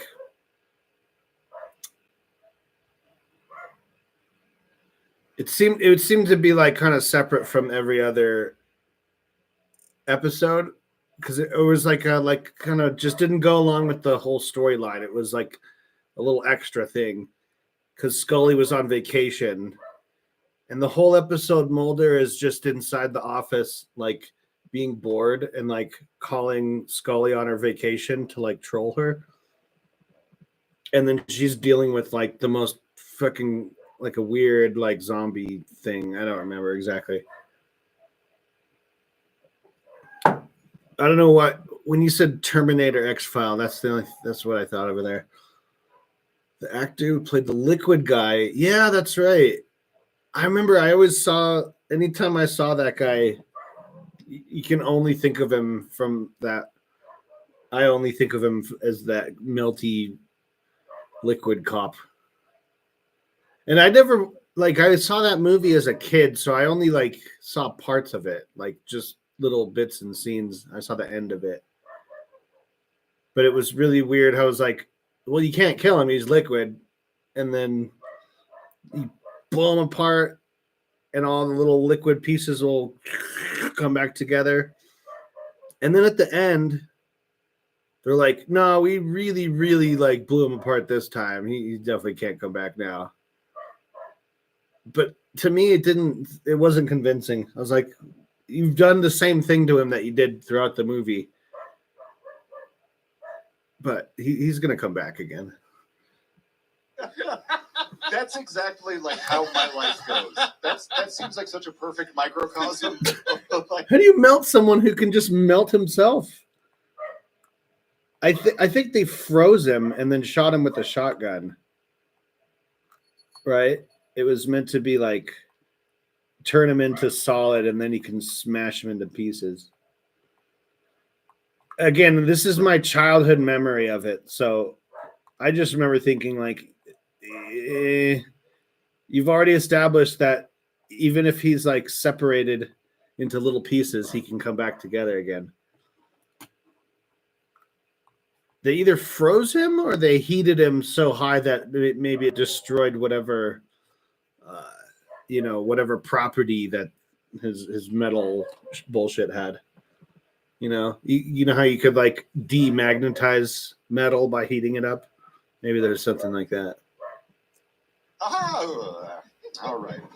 But I can't hold that against people. Everyone is so great. I'm going to get this tattoo as soon as I can, no matter what. I meant to do it this weekend, but the design wasn't finished.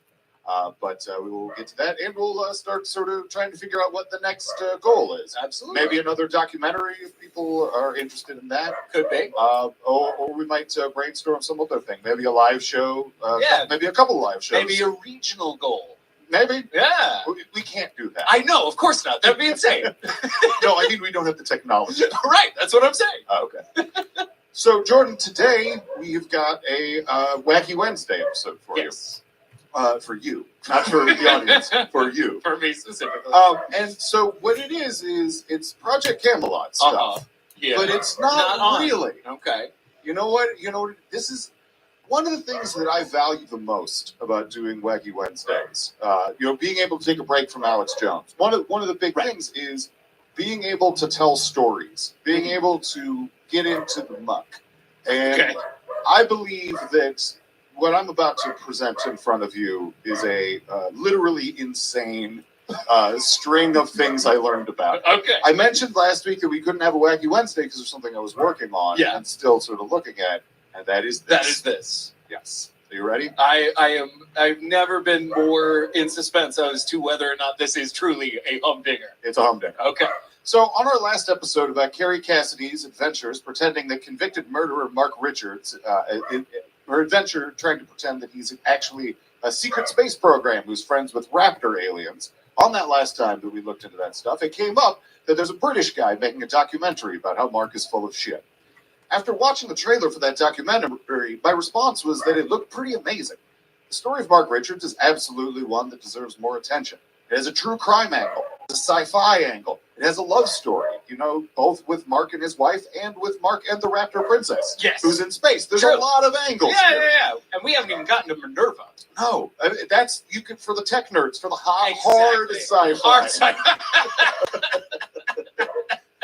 This story has it all. Really, it does. So the idea of someone making a documentary about it, obviously, I'm like, fuck yes, let's do this. I got very excited about the possibility that someone who had the funding to do it and was able to interview people involved in the murder that Mark committed, as well as delusional defenders like Carrie, I got really excited about that possibility, that what we could possibly see come from this. Yeah. My tone was very positive about it. And that was based pretty much entirely on the trailer, which showed damning testimony against Mark and hilarious moments where Carrie Cassidy tries to convince the filmmaker that Mark was off planet when the murder happened and is friends with raptors. But the more I thought about it, the more something didn't quite sit right. Who was this guy making this documentary? I was about to say, there's a very large butt coming, and I feel like we're going to find out that the guy who makes the documentary is even crazier than Mark Richards. Well, I don't know anything about him. Like, is he legit? I mean, I realized that, like I said, I know nothing about this guy other than Carrie's accusation that he's a dildo salesman engaged in a hatchet job against Mark Richards that he has to the reptilian cabal. If she's right on that one, we're in real trouble. I don't think she is. But I realized that's the extent of what I really knew about him, and that's not acceptable. Yeah. If there's anything I try to do on this podcast, it's to learn as much as I can, especially about the things that matter the least. I don't know nearly enough about this British guy who's making this documentary about a subject that we've covered on our show pretty much since we started doing this show. Exhaustively. So I set out to learn a little bit more about this guy. This guy named Kevin Moore. And that's what we're going to be talking about here today. Jesus. He convinced 3 children to murder somebody. He's mad at Mark Richards because he took his record away. He only convinced one other guy to kill. Come on, don't engage in flippant libel. Okay. That's a dangerous game. Apologies. If you take Kevin at his word, here is his rationale for why he decided to make a documentary about Mark Richards. This is the first docu-series of its kind looking into frauds in the UFO and alternative communities that I represent as well. That doesn't sound Now, true. some of the damage that this does to the communities is not only is it damaging to credible researchers, but it's also damaging to people's awakening. You know, when people are trying to explore the idea that, you know, there's a greater reality, and when it's met with misinformation and disinformation, you know, that's something that I can't stand. Sensing red flags. So, you know, I've made it my calling right now, or part of my calling, to show the opposite side of some of these so-called whistleblowers. You may seem like you see some indications of red flags, but I think that you're being a little bit overly capricious. Like you're being a little bit overly judgmental based on what you assume is going to happen. Like, well, you have no reason. You have no reason. I'm just saying, I don't like the word awakening. Right. Well, but I mean, that could mean a whole bunch of different things. Good. If you take him at what he's saying that there are credible researchers in the field, and people like Mark Richards, they are in service to those people who are actively searching. Because, you know, like, I think that there are people who aren't crazy who are into aliens and stuff like that. That absolutely exists in the wide old world. So if you take him at, like, just boil down what he's saying to that crystalline center, I don't know. It sounds like a pretty decent motivation for making a documentary. So he reiterates it here in this next clip. Why did I do it? Well, it was just to try to give us some context in the stories that are out there. Now, there's Mark Richards is one story. There are so many other stories. How much disinformation do you think there is in the field? So you get the sense that this is really how he's presenting the motivation that he has for embarking on this documentary about Mark Richards actually being a murderer, Carrie Cassidy and Joanne Richards being just these people who were full of shit, and helping him, a murderer, push his story on the masses. Right. So, is this fair? Is this complete bullshit? Only time will tell. In, you know, a couple hours, you'll know. You'll have a pretty good idea in a couple hours. Okay. So Kevin Moore has a YouTube channel that's been active since October 19th, 2011, when he posted a teaser trailer for his forthcoming show called The Moore Show. This was a show that he was trying to sell to people that was vaguely a spiritualist talk show on which he would interview writers and actors from the UK, as well as astronomers and political activists. There's the appearance of this being a pretty normal show, but just with a slight undercurrent of New Age stuff. Yeah. Which I am into, quite frankly. No. As far as, I'm not going to buy into everything you say, But if that's a kind of entertainment that I could kind of get into, Mhm. like non-aggressive new age nonsense. Yeah. No, non-threatening. Yeah, Yeah. I can enjoy that for a little while I'm bored. Right. As his channel began, that seemed to be the path he was following. He had an interview with Stanley Kubrick's grandson, who happens to now be a musician. There were a few apparently plain interviews, but this pretty quickly turned into a conspiracy New Age theme show. It became the clear focus of the show as he started to talk to Freemasons, people who called themselves color psychics. Okay. Well, I don't know what that means. I don't know but what it has that something means to do with either. the palette, Sure. I guess. Sure. And then he talked to a bunch of folks who wanted to tell you how imminent UFO disclosure was. It was right around the corner. But all the while, straightforward musical acts would still make appearances. And he would have interviews with guests like David Prowse, who played Darth Vader, and Joe Frost from the show Super Nanny. That sounds fun. Yeah, so he had some kernel of tethering to Right. like a normal We're show. we're getting a little British Joe Rogan. Not nearly as aggro. No, yeah. Well, of course. Interestingly, the 10th video he posted back in 2011 was an interview about America's collapsing economy with frequent Alex Jones guest and longtime contributor to the white nationalist adjacent publication VDare, Paul Craig Roberts. God damn it. Possibly worse, or at least certainly more boring, Kevin also had an interview with Jerome Corsi a few years back. So you can see that there's not just one point of similarity to the stuff we talk about. There's overlaps here starting to seep through. As time went on, you see a trend towards this New Age and spiritualism stuff take complete center stage, becoming the primary topic of pretty much all of his videos that he released. We're talking about constant interviews with psychics, astrologists, and past life regressionists.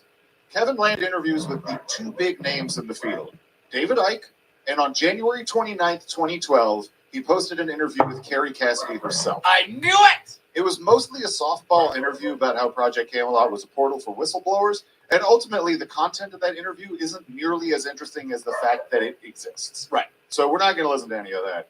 But I will tell you, you can go ahead and go find it. It's still on his YouTube channel, and he is in no way critical of her. He doesn't push back against her very nonsensical things that she says.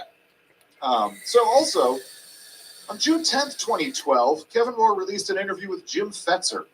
He hadn't written it yet, so maybe Kevin shouldn't be judged too harshly about this aspect, but in 2015, Fetzer would publish a book called No One Died at Sandy Hook. It was a FEMA drill to promote gun control. God damn it. So Kevin shouldn't be blamed for that because the book didn't exist at that point. Sandy Hook hadn't even happened. Right. But Kevin probably should be judged pretty harshly for not knowing that Jim Fetzer is a literal Holocaust denier.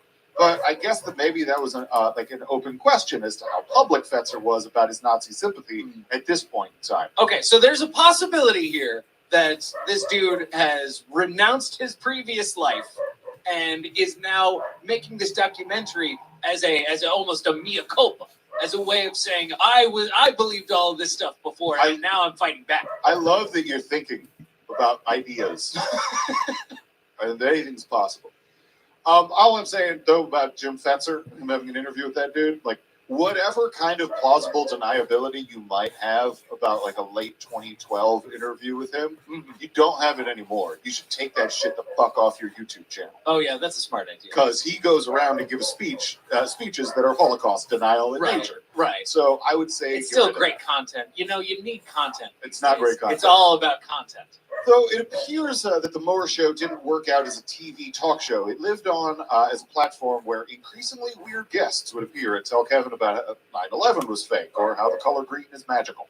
That sort of thing. And it lives on YouTube now, and I guess as a podcast, although I can't find it on iTunes. Okay. I have no idea what the distribution strategy of this is. So wait, it actually was a TV show for a while. It was on Sky 201 in the UK, but I don't know how widely distributed a channel that is. Yeah. I think he had some sort of satellite channel that he was on. I think it's something like FXX, like that kind of thing. Where Entirely possible. I guess you can find it. But I think from what I could tell, it was pretty short-lived in the UK as a late-night weirdo show. Kind of thing. So now, here we are in the present day, in 2019, Kevin Moore has rebranded into a voice of skepticism and is making a documentary about how Mark Richards is a murderer who defrauded everyone into thinking he's a space captain. He puts out frequent vlogs on his YouTube channel that often come off as a bit aggressive about how his documentary is going to undo all the damage that Carrie has done.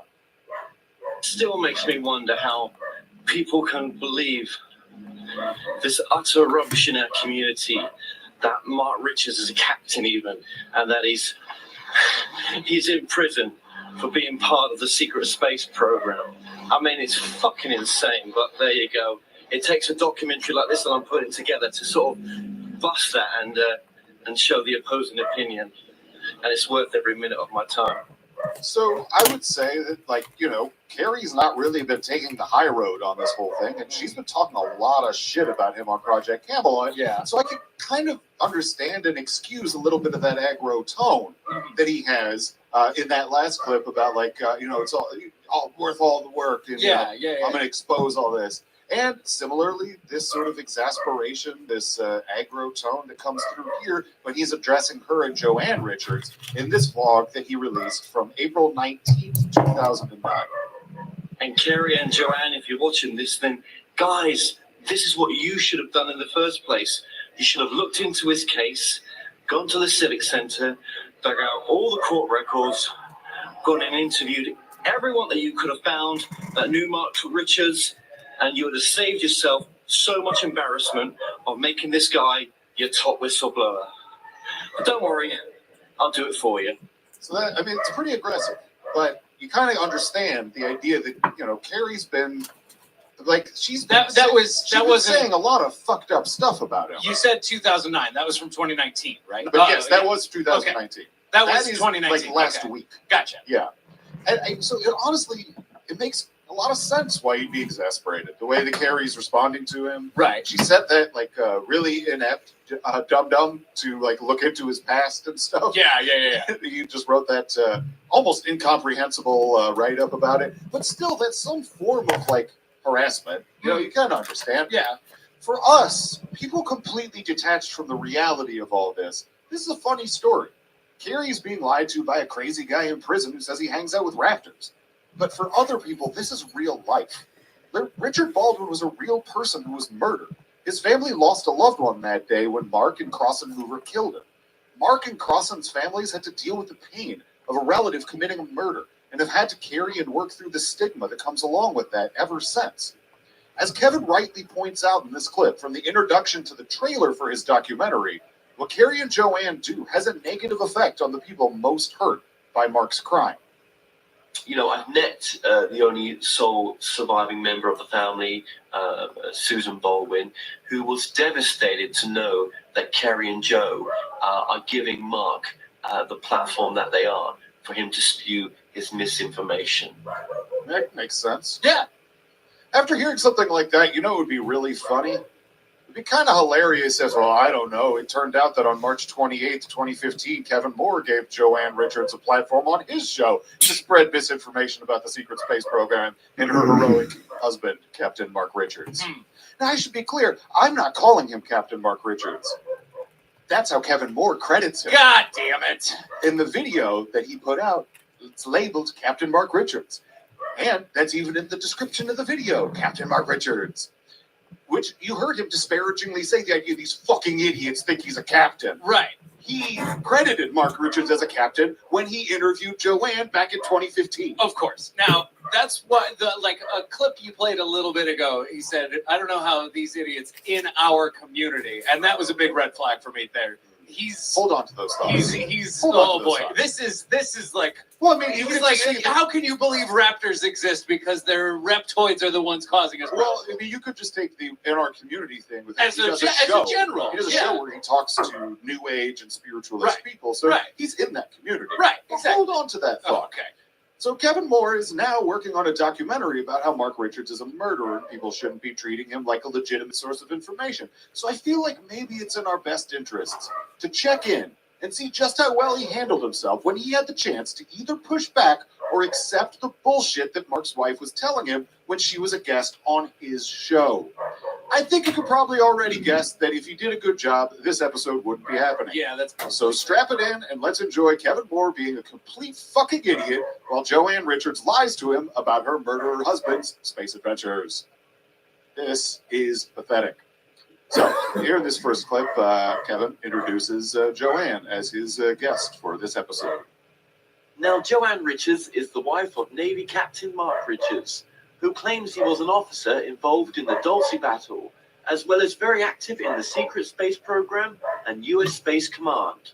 So right out of the gate, I'm going to give him a tiny bit of credit for saying he claims to be. Yeah, that was good. Sure. Maybe this is just him like giving her the benefit of the doubt. That's, you know, I mean, that's the beginnings Yeah. of yeah. I mean, it quickly falls apart in terms of like his interview style. Yeah. In this next clip, Kevin wanted to start the interview that he had with Joanne talking about the actual murder. Yeah. Because I mean, it's kind of the Yeah, elephant in the room. Well, yeah, You gotta talk you about want to it. touch on the murder. Now, when you have somebody who may or may not be married to a murderer who's lying about being a murderer, Right. and they have a vested interest in being like he's not a murderer, Yeah. generally what you want to do when you ask about the murder is ask an open question. Okay. Don't presume that he is or isn't a murderer in the question, Uh-huh. because that is doing the work of the liar for them. Yeah. When you are actually trying to elicit some sort of truth, don't establish the truth of the answer in advance. Excuse me. Did yes or no question? Did he kill that guy? This is a very strong indication that Kevin is either the worst person at his job or he's actively participating in what Joanne wants to do here on this episode. Tell me a bit about the background to the story, very briefly, of the murder that he was convicted for. Because I believe as well that when the murder happened, he was away on a mission. Oh, that's not good. I believe so.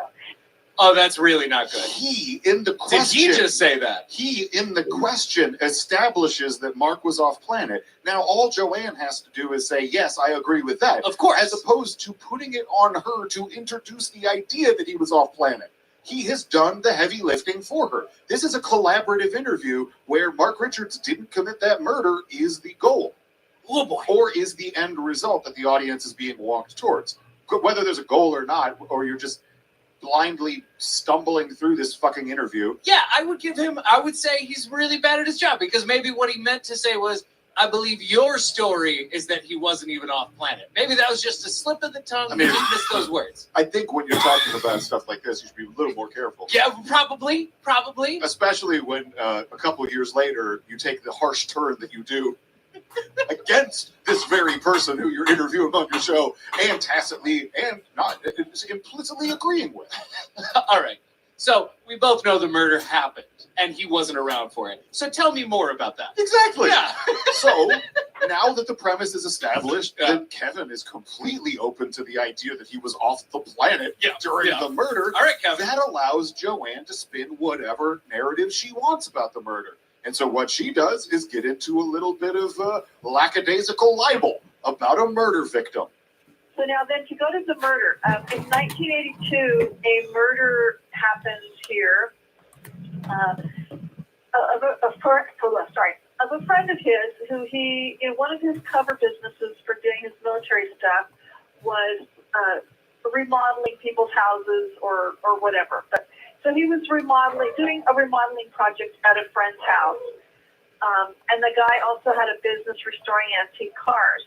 What my husband didn't know at the time was that the guy was also filming child pornography in his house, and he was a drug dealer. So, bad news. And then these kids that worked for my husband, because my husband had a generous heart and had a habit of hiring basically juvenile delinquents. And these kids killed the guy.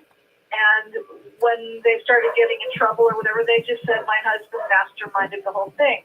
So without any evidence, he allows Joanne Richards to assert that the person who her husband... Also, he had such a generous heart, he hired child delinquents, and we all know that they commit murder all the time. So it was probably just them. They were delinquents.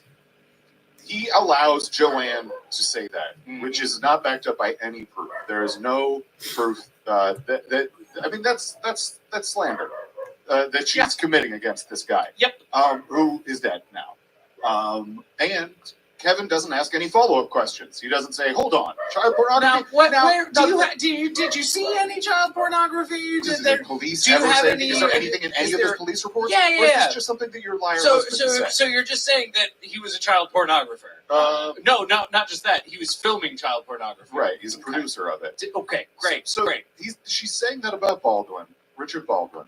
Yeah. And at the same time, Kevin isn't asking any follow-up questions, so it's allowed to exist as part of the corpus of information that's being presented to his listeners, which makes me remember this clip from just a little bit ago.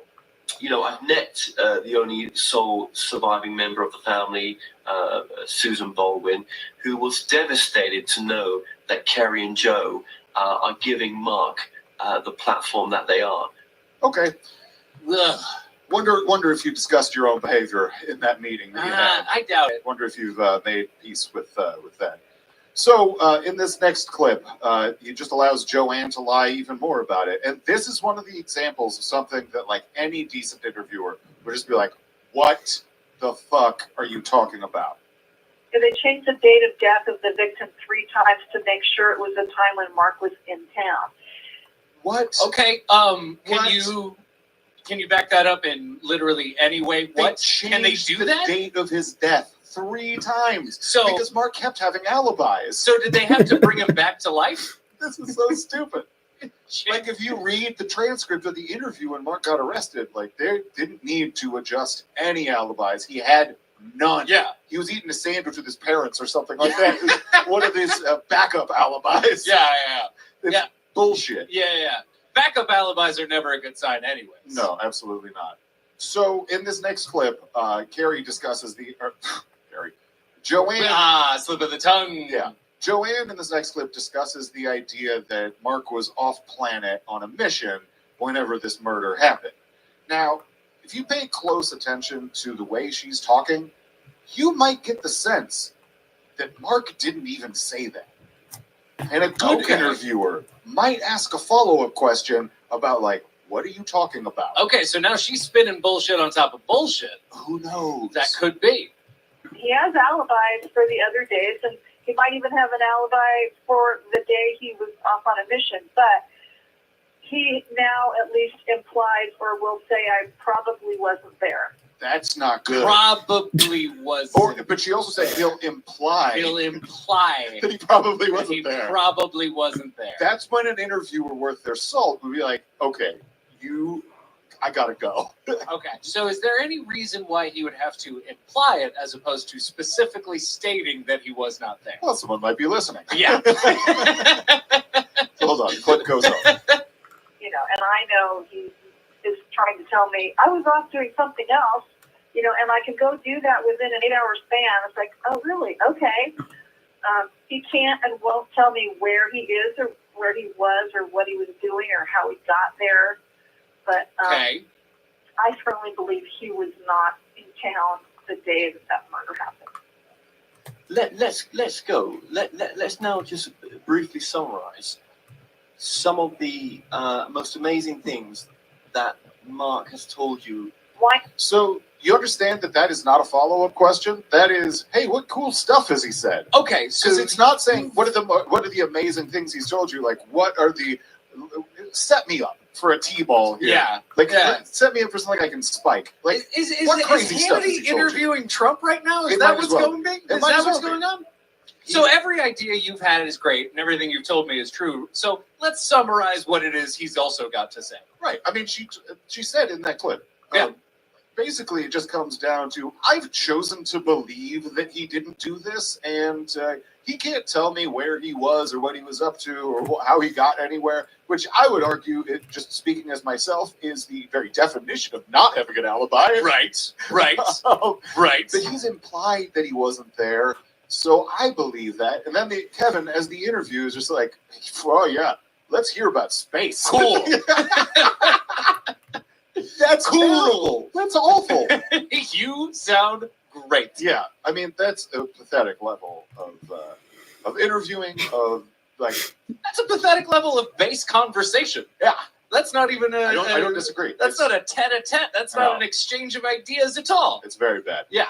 But he does ask one good question in this next clip, and that is, he's trying to get to the core of like, why is he coming out with this information now? He's been in prison for quite a while. Why is he? Money for appeal. Well, Joanne kind of accidentally reveals that, like, I mean, it's what we've talked about forever. Yeah. He's bored. Yeah. Why now? Because he thought maybe the first 10 years of prison there was still a chance of him getting out through legal channels. He exhausted pretty much all his legal remedies. And after 10, 15 years of prison, he was pretty tired of prison. And so he decided, well, I'm just going to start writing this stuff, and I'm just going to start, sharing some of this information that can be leaked out there. Because, number one, people will think he's crazy, so they won't believe him anyway. And who's this little wife of his? She must be crazy if she believes him. Fair enough. I mean, that's just like the exact version of the story you'd expect from her, but with like, the part of the truth piece of like he was bored in prison, so he started writing shit. Yeah. It's just we look at it as he's like writing fantasy novels, and she's like, no, it's all real. Yeah, that is very much. Well, he's exhausted all of his legal channels, so he's kind of made peace with he's going to be there forever, and he realizes that without that hope propelling him, his days are real long. Real long. Yeah. The days are real long when you have no hope. Yeah. I don't think that that's an offensive thing that she's expressing. But there's no pushback at all to be like, are you sure that he's not just writing like Tolkien sci-fi here? Fantasy books. Have you considered that he's fucking with you, and you are also exploiting him for a cottage industry income? That might be rude. Yeah, that might be rude. As an interviewer, that might be a bit brusque. I'm just saying it is an open air question. I think a better question would be, are you sure that have you seen somebody? That might be rude too. So Joanne starts going off about how like all these countries work together and aliens work together with all of our countries because there's the appearance of tension, but really behind the scenes everyone's working together like they did in the Cold War. People were all working together behind the scenes, but they couldn't appear to be because of the Cold War. And it's a nonsensical idea, but this clip is important because listen to how Kevin is responding to her ideas. There's a collaborative aspect to this. He agrees with her and builds on points that she's making. And when we were having the Cold War, most of these countries were actually working together when there was a common threat, even though they couldn't publicly say that. But you had this agency that worked together and pulled in people from many different countries and different militaries working together against a common threat. So, they're all working together, but they all have to keep it secret. Because they don't think the world in general can handle the truth. No, absolutely not. And they still don't think so. No, absolutely not. And we'll get into some of the reasons why as well. Because I think Mark sort of answers that. You like the angry AJ? Thanks. Story. So that's endorsing. Like Mark's information explains why countries can't appear to get along, but actually are secretly working together. And also, he agrees with her in that we cannot handle the truth. No, certainly not. No. Yeah. Was there a code red? I don't know. Oh, so in this next clip, Quick question: is her only source as far as what she's talking about Richards? I bet that she's talked to some other weirdos since. Yeah. But I'm going to bet literally everything I own. Yeah. That if any of them contradict Mark, then they're out. Yeah. Okay. But I bet she talks to like Simon Parks. I bet that she gets some information from Carrie as well. Okay. I'm sure there's some sort of brainstorming that goes on in their community or whatever. Right. But, so in this next clip, this is fun. Because Joanne discusses how back in the day we didn't have a lot of MIBs. We didn't have a lot of men in black. Right? So people like Mark Richards' dad, the Dutchman, he was just a man of means, which he wasn't. But he's being presented as a man of means. Yes. Like, a rich guy of leisure. Yeah. And so because... Well, if I recall correctly, they were hanging out with Winston Churchill No. when Captain Mark Richards was 8 points. years old or whatever. That might come up in this interview at some point. I might not have cut out clips of it because it's weirdly too boring for me. But yeah, so he was really rich and really smart and really cool, and so he took on the role of being a man in black because, like, he wanted to help humanity. Well, of course. And wanted to help the country, but he was working alongside someone else that we've heard of before and is comical to hear of in this context. You know, we didn't have a lot of men in black or whatever. So you have rich young men or young rich men who wanted to help the government. So like Barry Goldwater and Tom Mix, actors and people who weren't even politics yet, but just they had time on their hands and they wanted to help. So there was a lot of there was that interesting stuff going on under nobody knew about this. So Mark's dad was doing stuff as a teenager, and after the war, he was involved with investigating and dealing with alien activity and UFO sightings. With Barry Goldwater. I think he was too busy making antsy pants at the time. Was Goldwater framed as well for this action? Totally. That has to be the case. Totally. Okay. Goldwater is fucking crazy, and he was super rich. So, like, at least those details kind of make this a fun fake version of history. Yeah. But Barry Goldwater was not a man in black. You know what? I think, though, if you asked him now, point blank, like, hey, were you... Wait, no, is he dead? Yeah, he's dead. Yeah, he's dead. But, like, hey, were you a man in black with Captain Mark Richards? He'd be like, yeah, sure. That sounds fun. I'm not doing anything. You bet I was. I am not busy. This next clip, I think, is probably where this interview is the most irresponsible.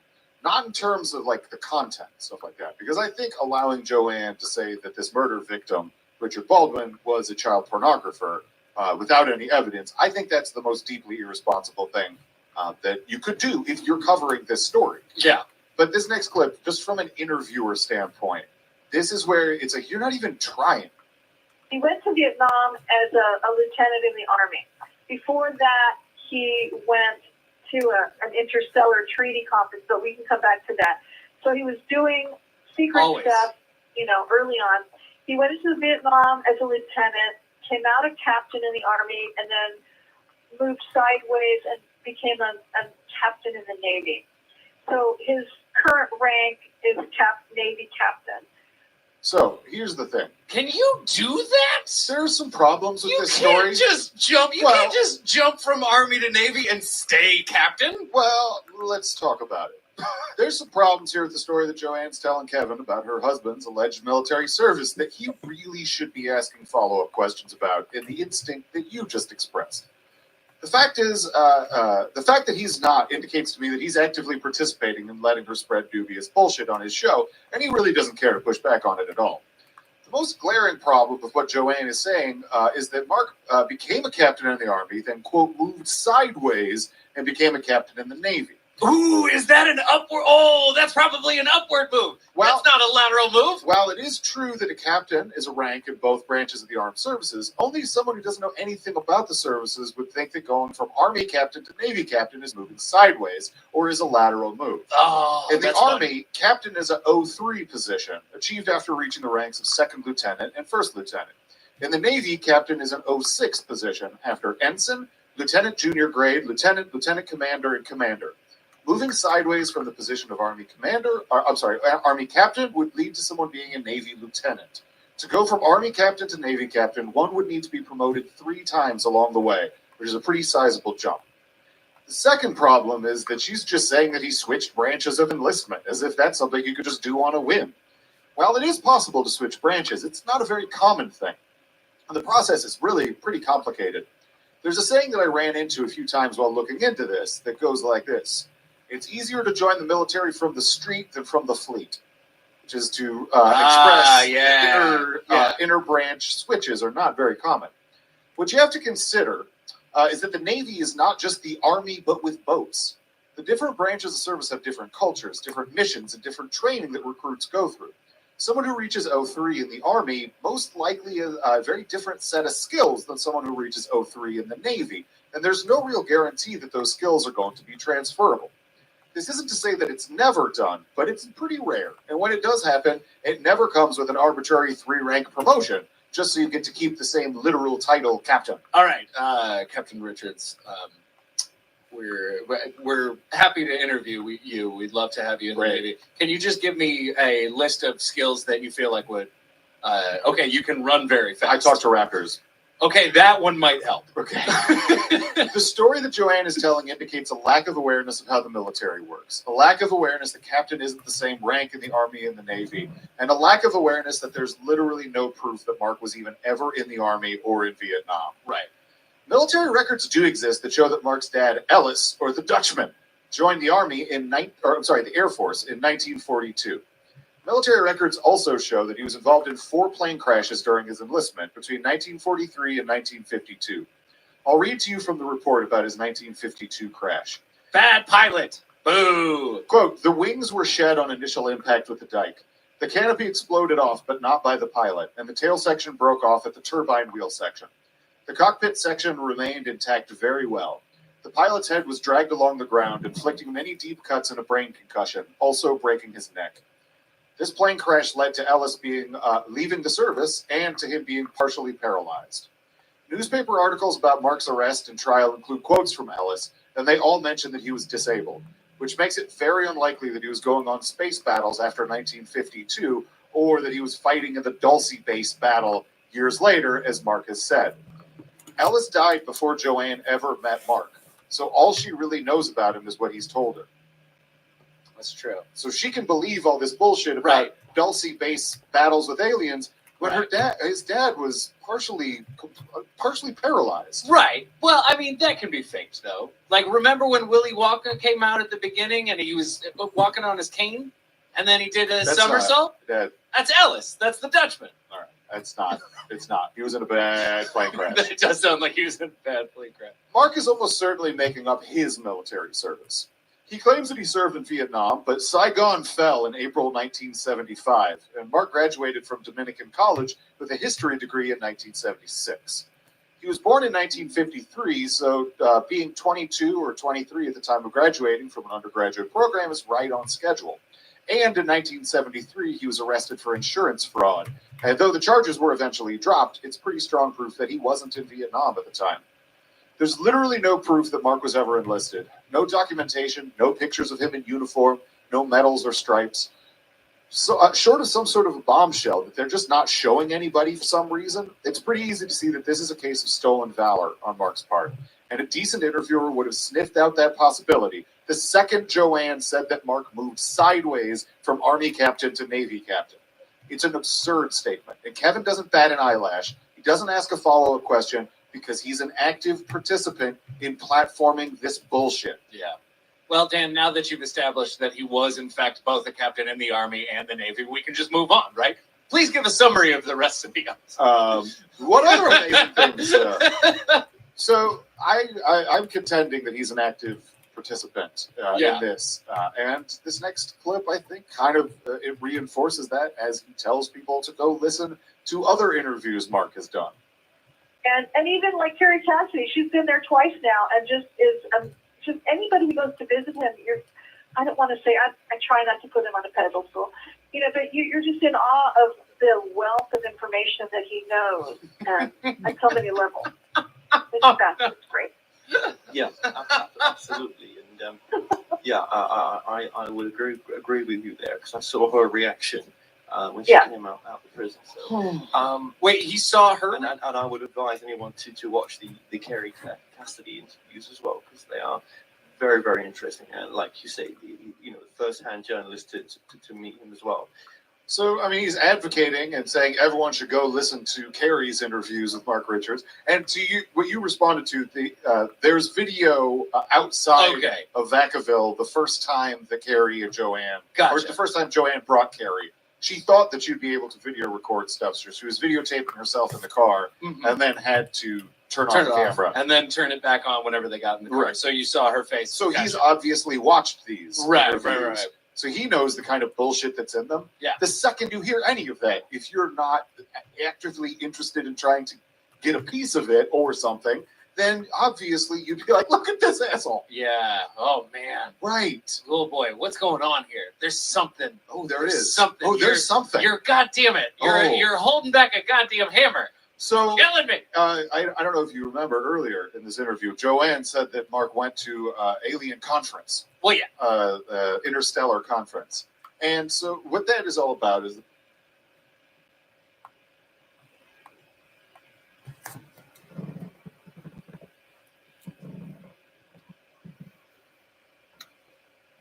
What's going on?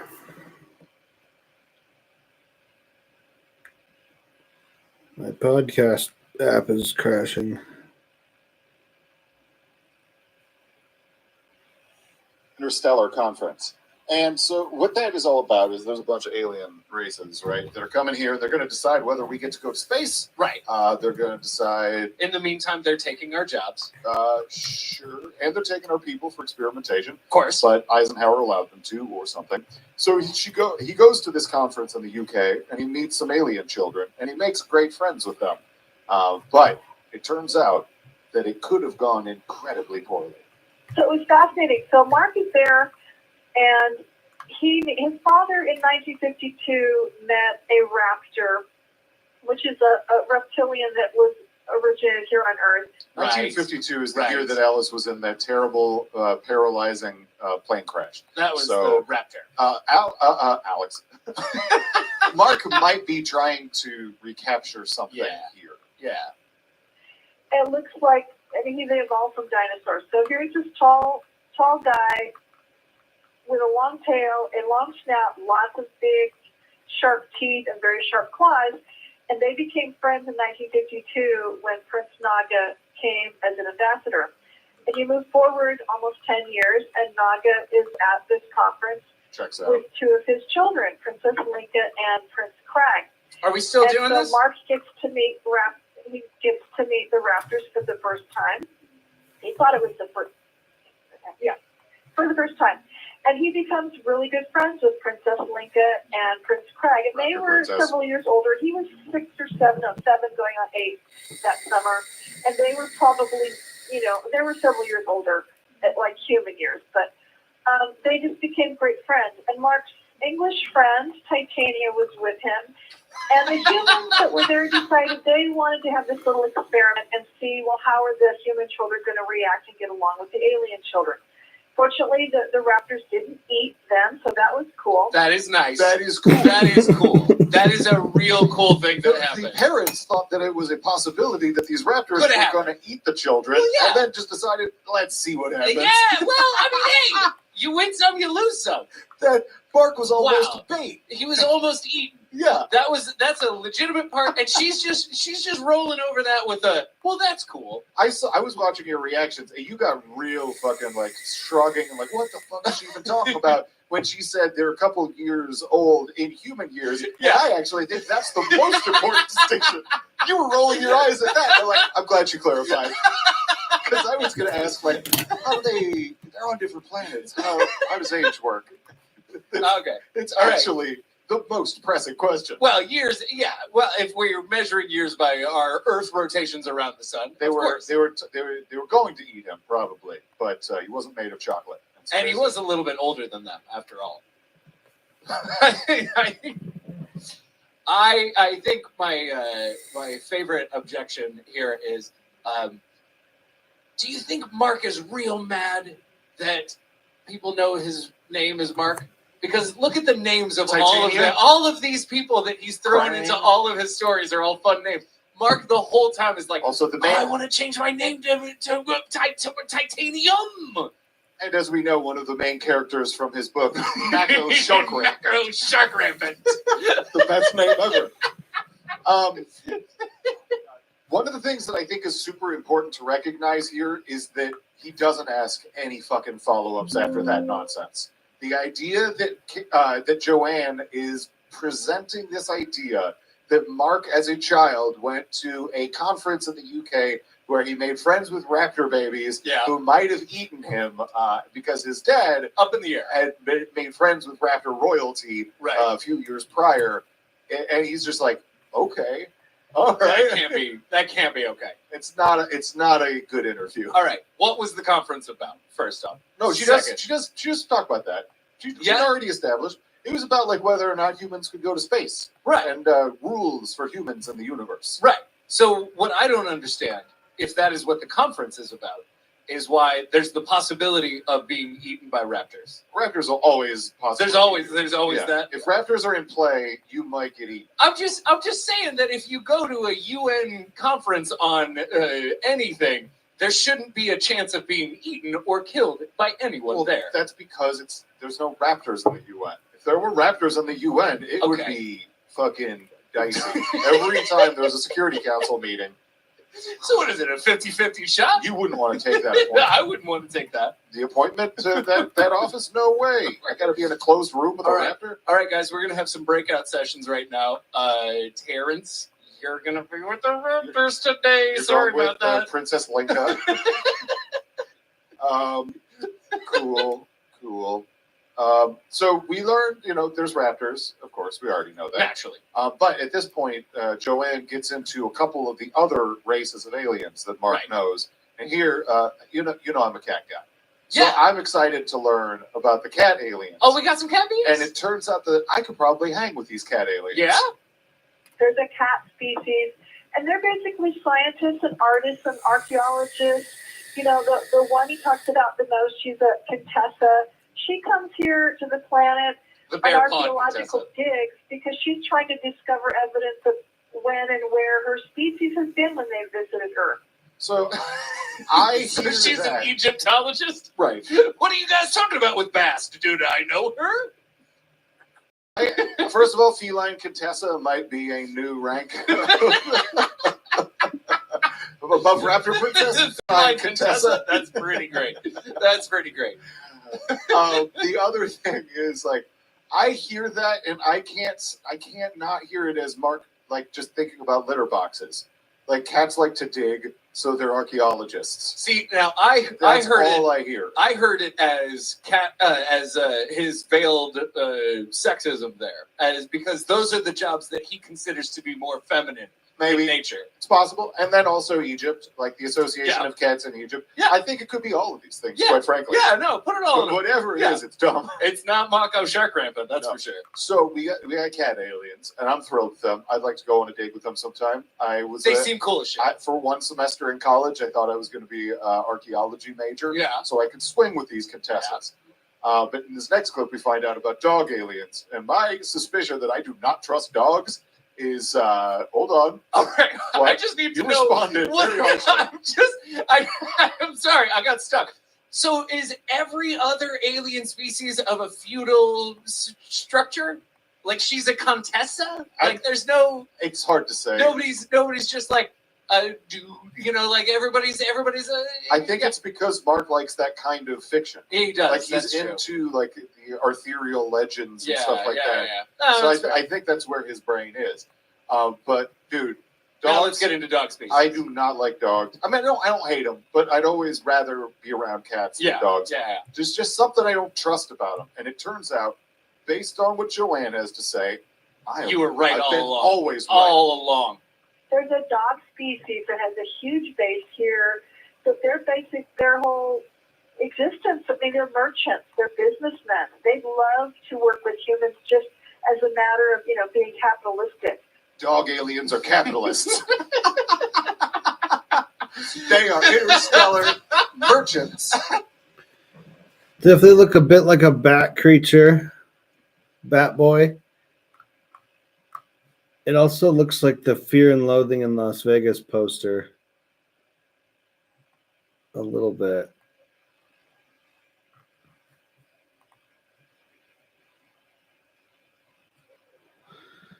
This is him screaming that he can't lie to you. I just can't do it.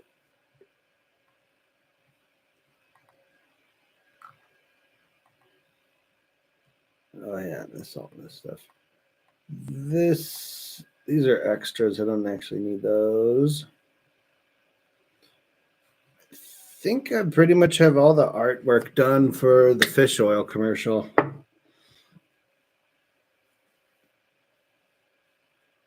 It's all editing and then using other art I've already done.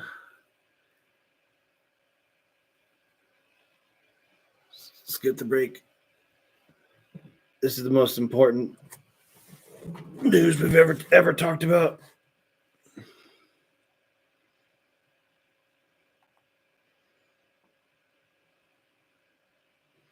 I don't know what to do with this.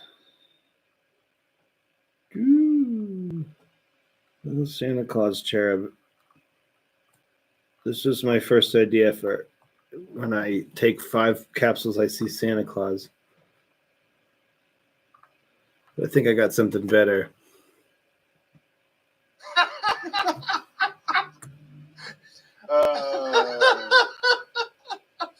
Oh, of course. Of Right. course. I should have seen that one coming. Space capitalism. And even as aliens, they still love to be around humans, Dan. That is true across all the, aspects of the universe. Dogs love to be around people. Right, but it's all because of capitalism. Where's the dog species? Where are these guys coming from?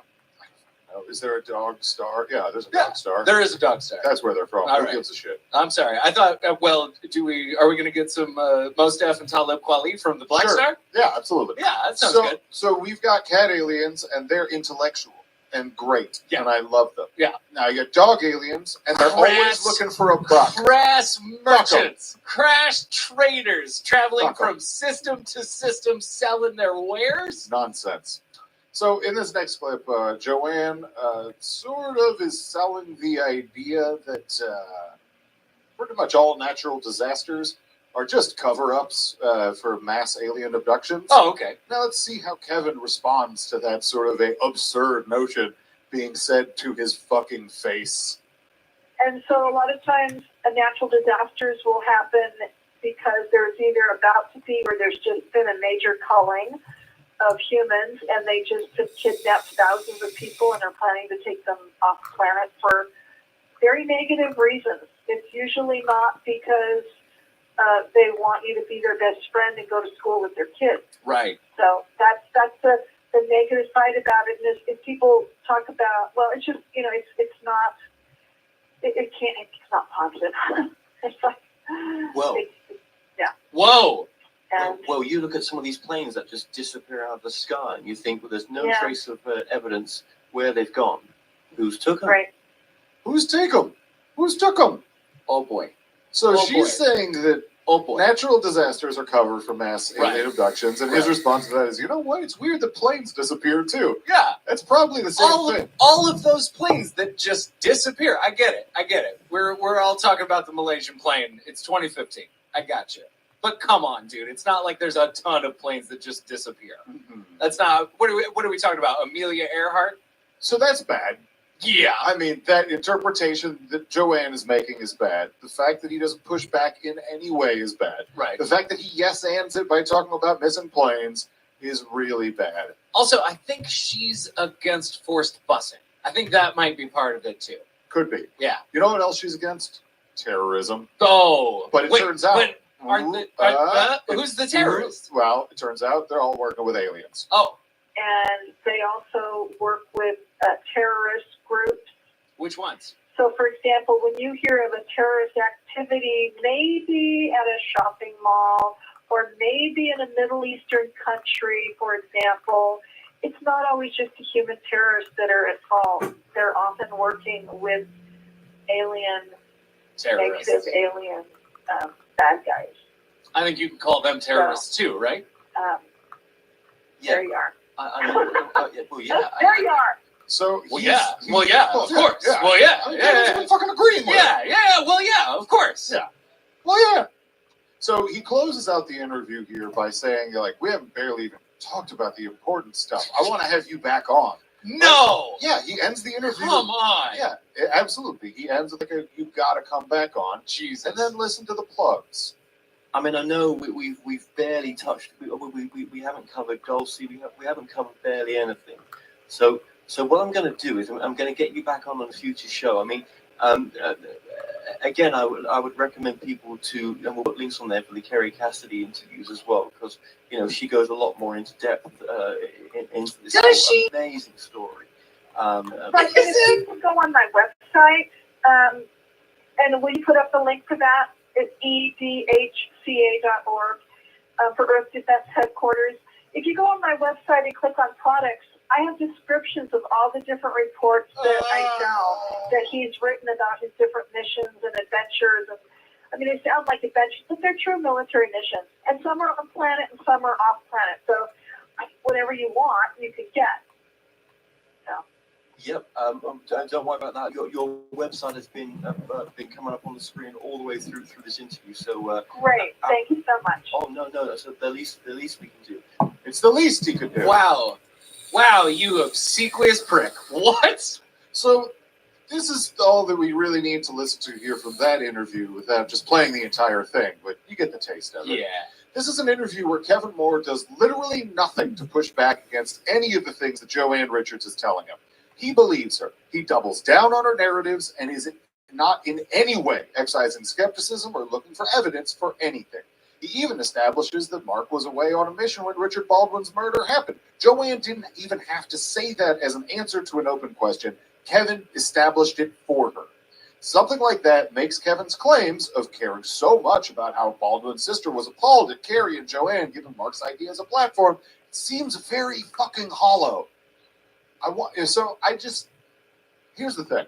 The more I look at Kevin Moore's videos about his documentary that he's made, the more I think he's a fucking asshole. Yeah. I mean, you look at the past, you look at this stuff, the fact that he's actively engaged in spreading these stories before, and then now is like, how dare you spread these stories? Yeah. That's a little bit rough. I assume that he's giving full disclosures while he's talking about this documentary that, hey, I used to believe in. I haven't heard a word of that. No. I'm not saying that it isn't in any of those videos, but he has far too many for me to watch all of them. Gotcha. Although I have watched a lot. Okay. So is he self-funding? Is this GoFundMe? How are we? Oh, we might learn a little bit about that. But before we get to that, I want to tell you, I think he's an asshole. And one of the reasons is things like this. This clip that he's put out in one of these vlogs, where he seems to be saying that part of his research that he's doing for this documentary is digging into the validity of Mark and Joanne's marriage. Now, Project Avalon have done me a massive favor as well. They've also posted stuff that Joanne wanted posting on there. And what Joanne's posted is that she is actually married to Mark. That was one of the concerns with Joanne Richards. And yes, I did contact Montgomery Clerk Office. And yes, you are married to Mark Richards. And yes, I've ordered the marriage certificate and we'll put that in the documentary. But Joanne, in which name did you marry Mark? Did you use your childhood name of Felt? Or did you use a different name like Farsit when you got married? And you've maybe been up to no good when you actually married him? You've used the wrong names? We're checking all that out. If you want to reply on Avalon, you can do. I will make my own checks as well because I'm going to go down to Alameda where you had your previous marriage. And the divorce certificate should be there as well. Well, we hope, right? More info on Joanne Richards coming soon, the wife of the amazing secret space captain Mark Richards. Doesn't that seem asshole-ish? Yeah. Seems pretty asshole. Why are you doing that? Well, unless she's like a noted con woman with multiple, like if she's a bigamist, I guess is his. That documentary is about something else. Then. Yeah, that's true. It's not about Richards or that. No. But one thing that's important to remember is that Joanne, by her own admission, has, quote, been married and divorced several times because she, quote, had some pretty awful marriages. Getting married and divorced frequently can lead to some nominal confusion, especially to external observers, and it seems like Kevin's trying to take that and make it seem suspicious. But ultimately, it just feels petty and vindictive. Yeah. Their marriage has nothing to do with this documentary as it's being presented. Whatever he's trying to demonstrate here with this idea of like, to expose your wedding certificate, all that doesn't strengthen his argument that Mark is lying about the murder. It's just an attempt to hurt Joanne personally, which I find ugly. Yeah. I suppose the only way that is not a complete and total dick move is if she is like a noted con woman but who has traveled around. She's not. Right.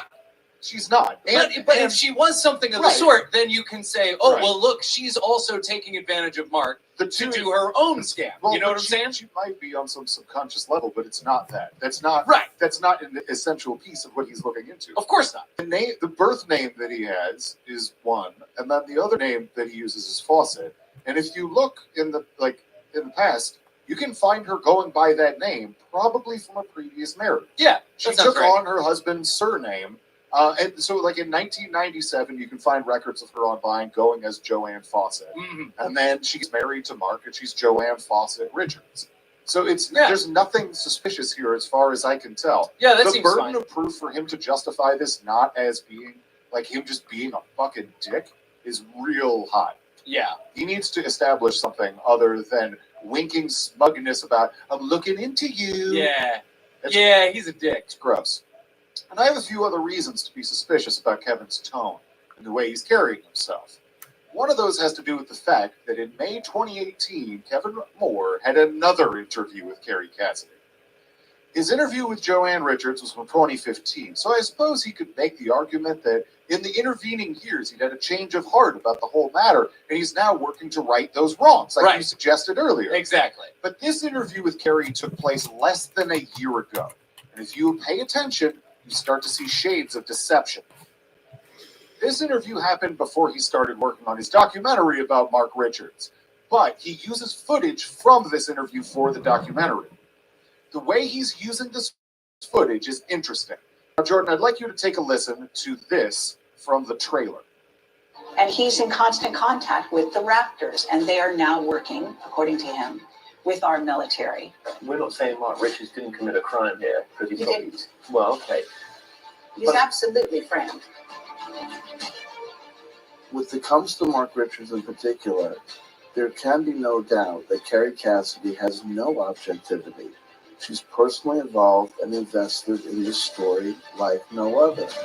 So what you have Calm it down with the music. I like it. All right. I get you. But that's all right. From how the clip of Carrie was used in the trailer, you get the sense that Kevin was confronting her about how Mark was actually guilty of the murder, and she foolishly insists that he was framed. Plus, the clip that plays right after is meant to drive home that intended message. Now, let's listen to how that exchange actually went down in the context of the actual interview from May 2018. In the case of Mark Richards, he's constantly talking about the raptor beings. The raptors having gone through a certain amount of evolution since the time of the dinosaurs, broke off from that, went off on their own, actually left this part of the galaxy. And all of this is in the Mark Richards interviews. I want to apologize in advance. This is like a 3-minute long clip, Yeah. but it's worth it just to hear this in context. And he's in constant contact with the raptors, and they are now working, according to him, with our military and protecting humanity. How is he in contact in jail? So he's channeling that information. Yeah, he's, Receiving that. you want to call it channeling, whatever you want to call it, downloading. He's, look, humans can go through portals. Right here, we could create a And we're portal not and go saying- through it. We're not saying Mark Richards didn't commit a crime here because he's He probably. didn't. Well, okay. He's But- absolutely framed. I had someone email me that said, "Why did you have that Mark Richards guy?" Because I had his wife on years Joanne, ago. she's years a lovely ago. person. Yeah, years ago. He's like, "You don't know one thing." He's like, "I was in that town when those murders took place. This guy is guilty of those murders." And I didn't reply to him because it wasn't. First of all, he's supposed to be the mastermind. So how does that person know he's guilty? I don't. Yeah, this is just a comment that we got in email. So I don't. Yeah, but this is also Yeah. a person who Yeah. easily can be influenced. Mhm. He could be taken over. I don't He know could who be this guy- working for the dark side. He could be a CIA plant. No idea. who You it know, was. Yeah. And again, he could be a light worker that they've taken over and is now working for the dark side. I mean, Of these course. people are so prevalent. Of course. You Always can possible. think what you want. Obviously, I've Oh, got this is 8 just an email. interviews, This and is I just- sat Yeah. this close to him Oh, you have, right? Yeah. for hours and hours And in you prison. used your intuition on that, yeah. And don't take my word for it. I wish I could get him on camera, but the prison won't allow No, it. you're not allowed. Now, you've got to ask yourself, this man is been in prison well over 30 years. He's in his 60s. He's failing health. He didn't commit the murders. He supposedly masterminded it. Let's put You that. know, yeah. Why isn't And he there's- on parole at this point in his life? Well, I would say put all that. He to was one a side. military man. He still is a military man. In fact, he's regarded as such by the prison guards and the prison itself. Right. He was basically treated as Is the he? Navy captain that he is and was trained to be. And I Is would he? say In prison now. put all that to one side. Just let's hear the information that he's talking about now. That's what I would say. I only mentioned that because Yeah, no, it's fine. You know. I'm just saying, this Is is the it? thing, Yeah. is that all is, tomorrow someone will come along and one say, accusation. Carrie Cassidy does this and so, yeah, and then yeah. you're left with a dilemma. Do you believe? I've known her since they could lie through their teeth, And yet, because they've said it, you can't say anything against it. Or if you do, Well, even though, if you do, it means nothing because they've said it. Yeah. It's, what do you want to do? This is discernment. This is the sort of land we live in. And I say to people, do you expect truth to be delivered? Some people do. So I think you can get a very clear sense that exchange is not accurately representative of what he's playing in the trailer. Not at all. That's bullshit. So the That only was from less than a year ago. right, but that's the reason that he has that footage is because when he talked to all of these people, he was a softball interview. Well, the Of course Carrie they and would go. Joanne interviews are from before. Right. No, that's what I'm saying. When he was on board with their shit. Exactly. Jordan, He's not gonna give him she's not gonna give him an interview now, is what No. I'm saying. It pains me to say this, Jordan, and you know me. I don't ever want to be coming to Carrie Cassidy's defense. But from everything I've been able to tell, I really think Kevin Moore is doing our girl dirty. Like, I think he's doing some bad shit here. Nothing about what he's doing feels sincere. There's even something about the whole thing that feels vindictive and dishonest in some way. Something must have happened between May 2018 and the present day that sent Kevin Moore on this trajectory, but I can't pretend that I have any idea what that thing would have been. Yeah. I have no idea. Yeah. But something has to have changed. Well, she owes him $20. Could be. These people. And you know what? It's a goddamn shame. Because I wholeheartedly agree with the idea of someone making a documentary about how Mark Richards is a charlatan and a murderer masquerading as a heroic space captain. The story is perfect for a farcical documentary, so long as the subject matter is treated with the respect that the victim's loved ones deserve. Our next Patreon goal is, of course, $300,000 to make this documentary. Can't do that. You guys can make it. But this doesn't feel like that. It doesn't feel like a farcical documentary that is just interested in the subject matter. It just feels ugly. Joe Kudo's huge fan. Have been getting my partner into knowledge fight from your vids. She died at 3 Ways to Learn. I'm gonna assume you mean she died laughing.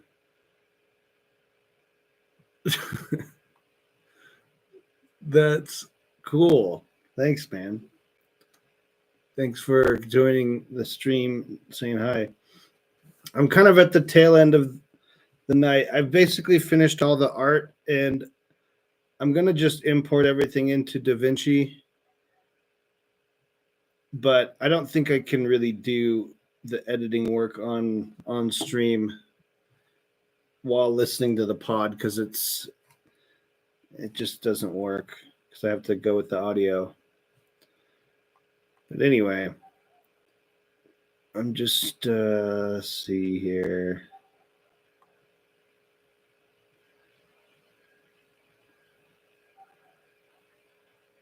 April 18. All right, so all of this stuff needs to go into it. I think I'll have all my files ready to go. We're doing the fish oil commercial.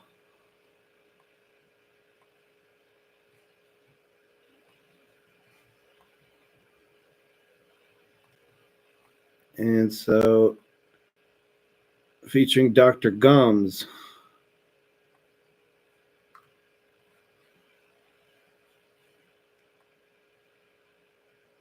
Visual makes me.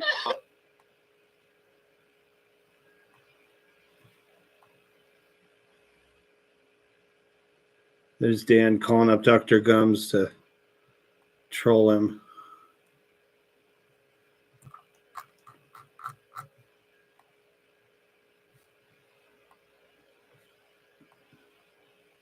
What else do we got? These are old vids. I don't want that.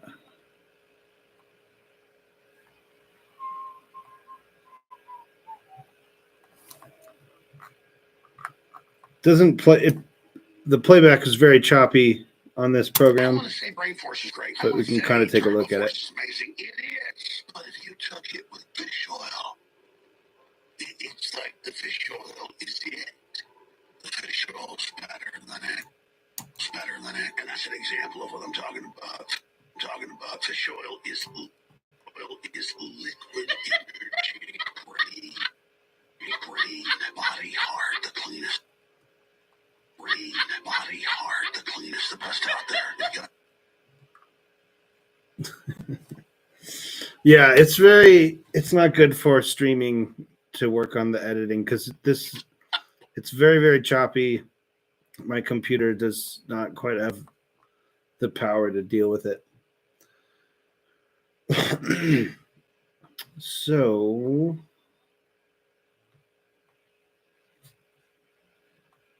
I think we're going to call it a night then. It's about 2 in the morning here.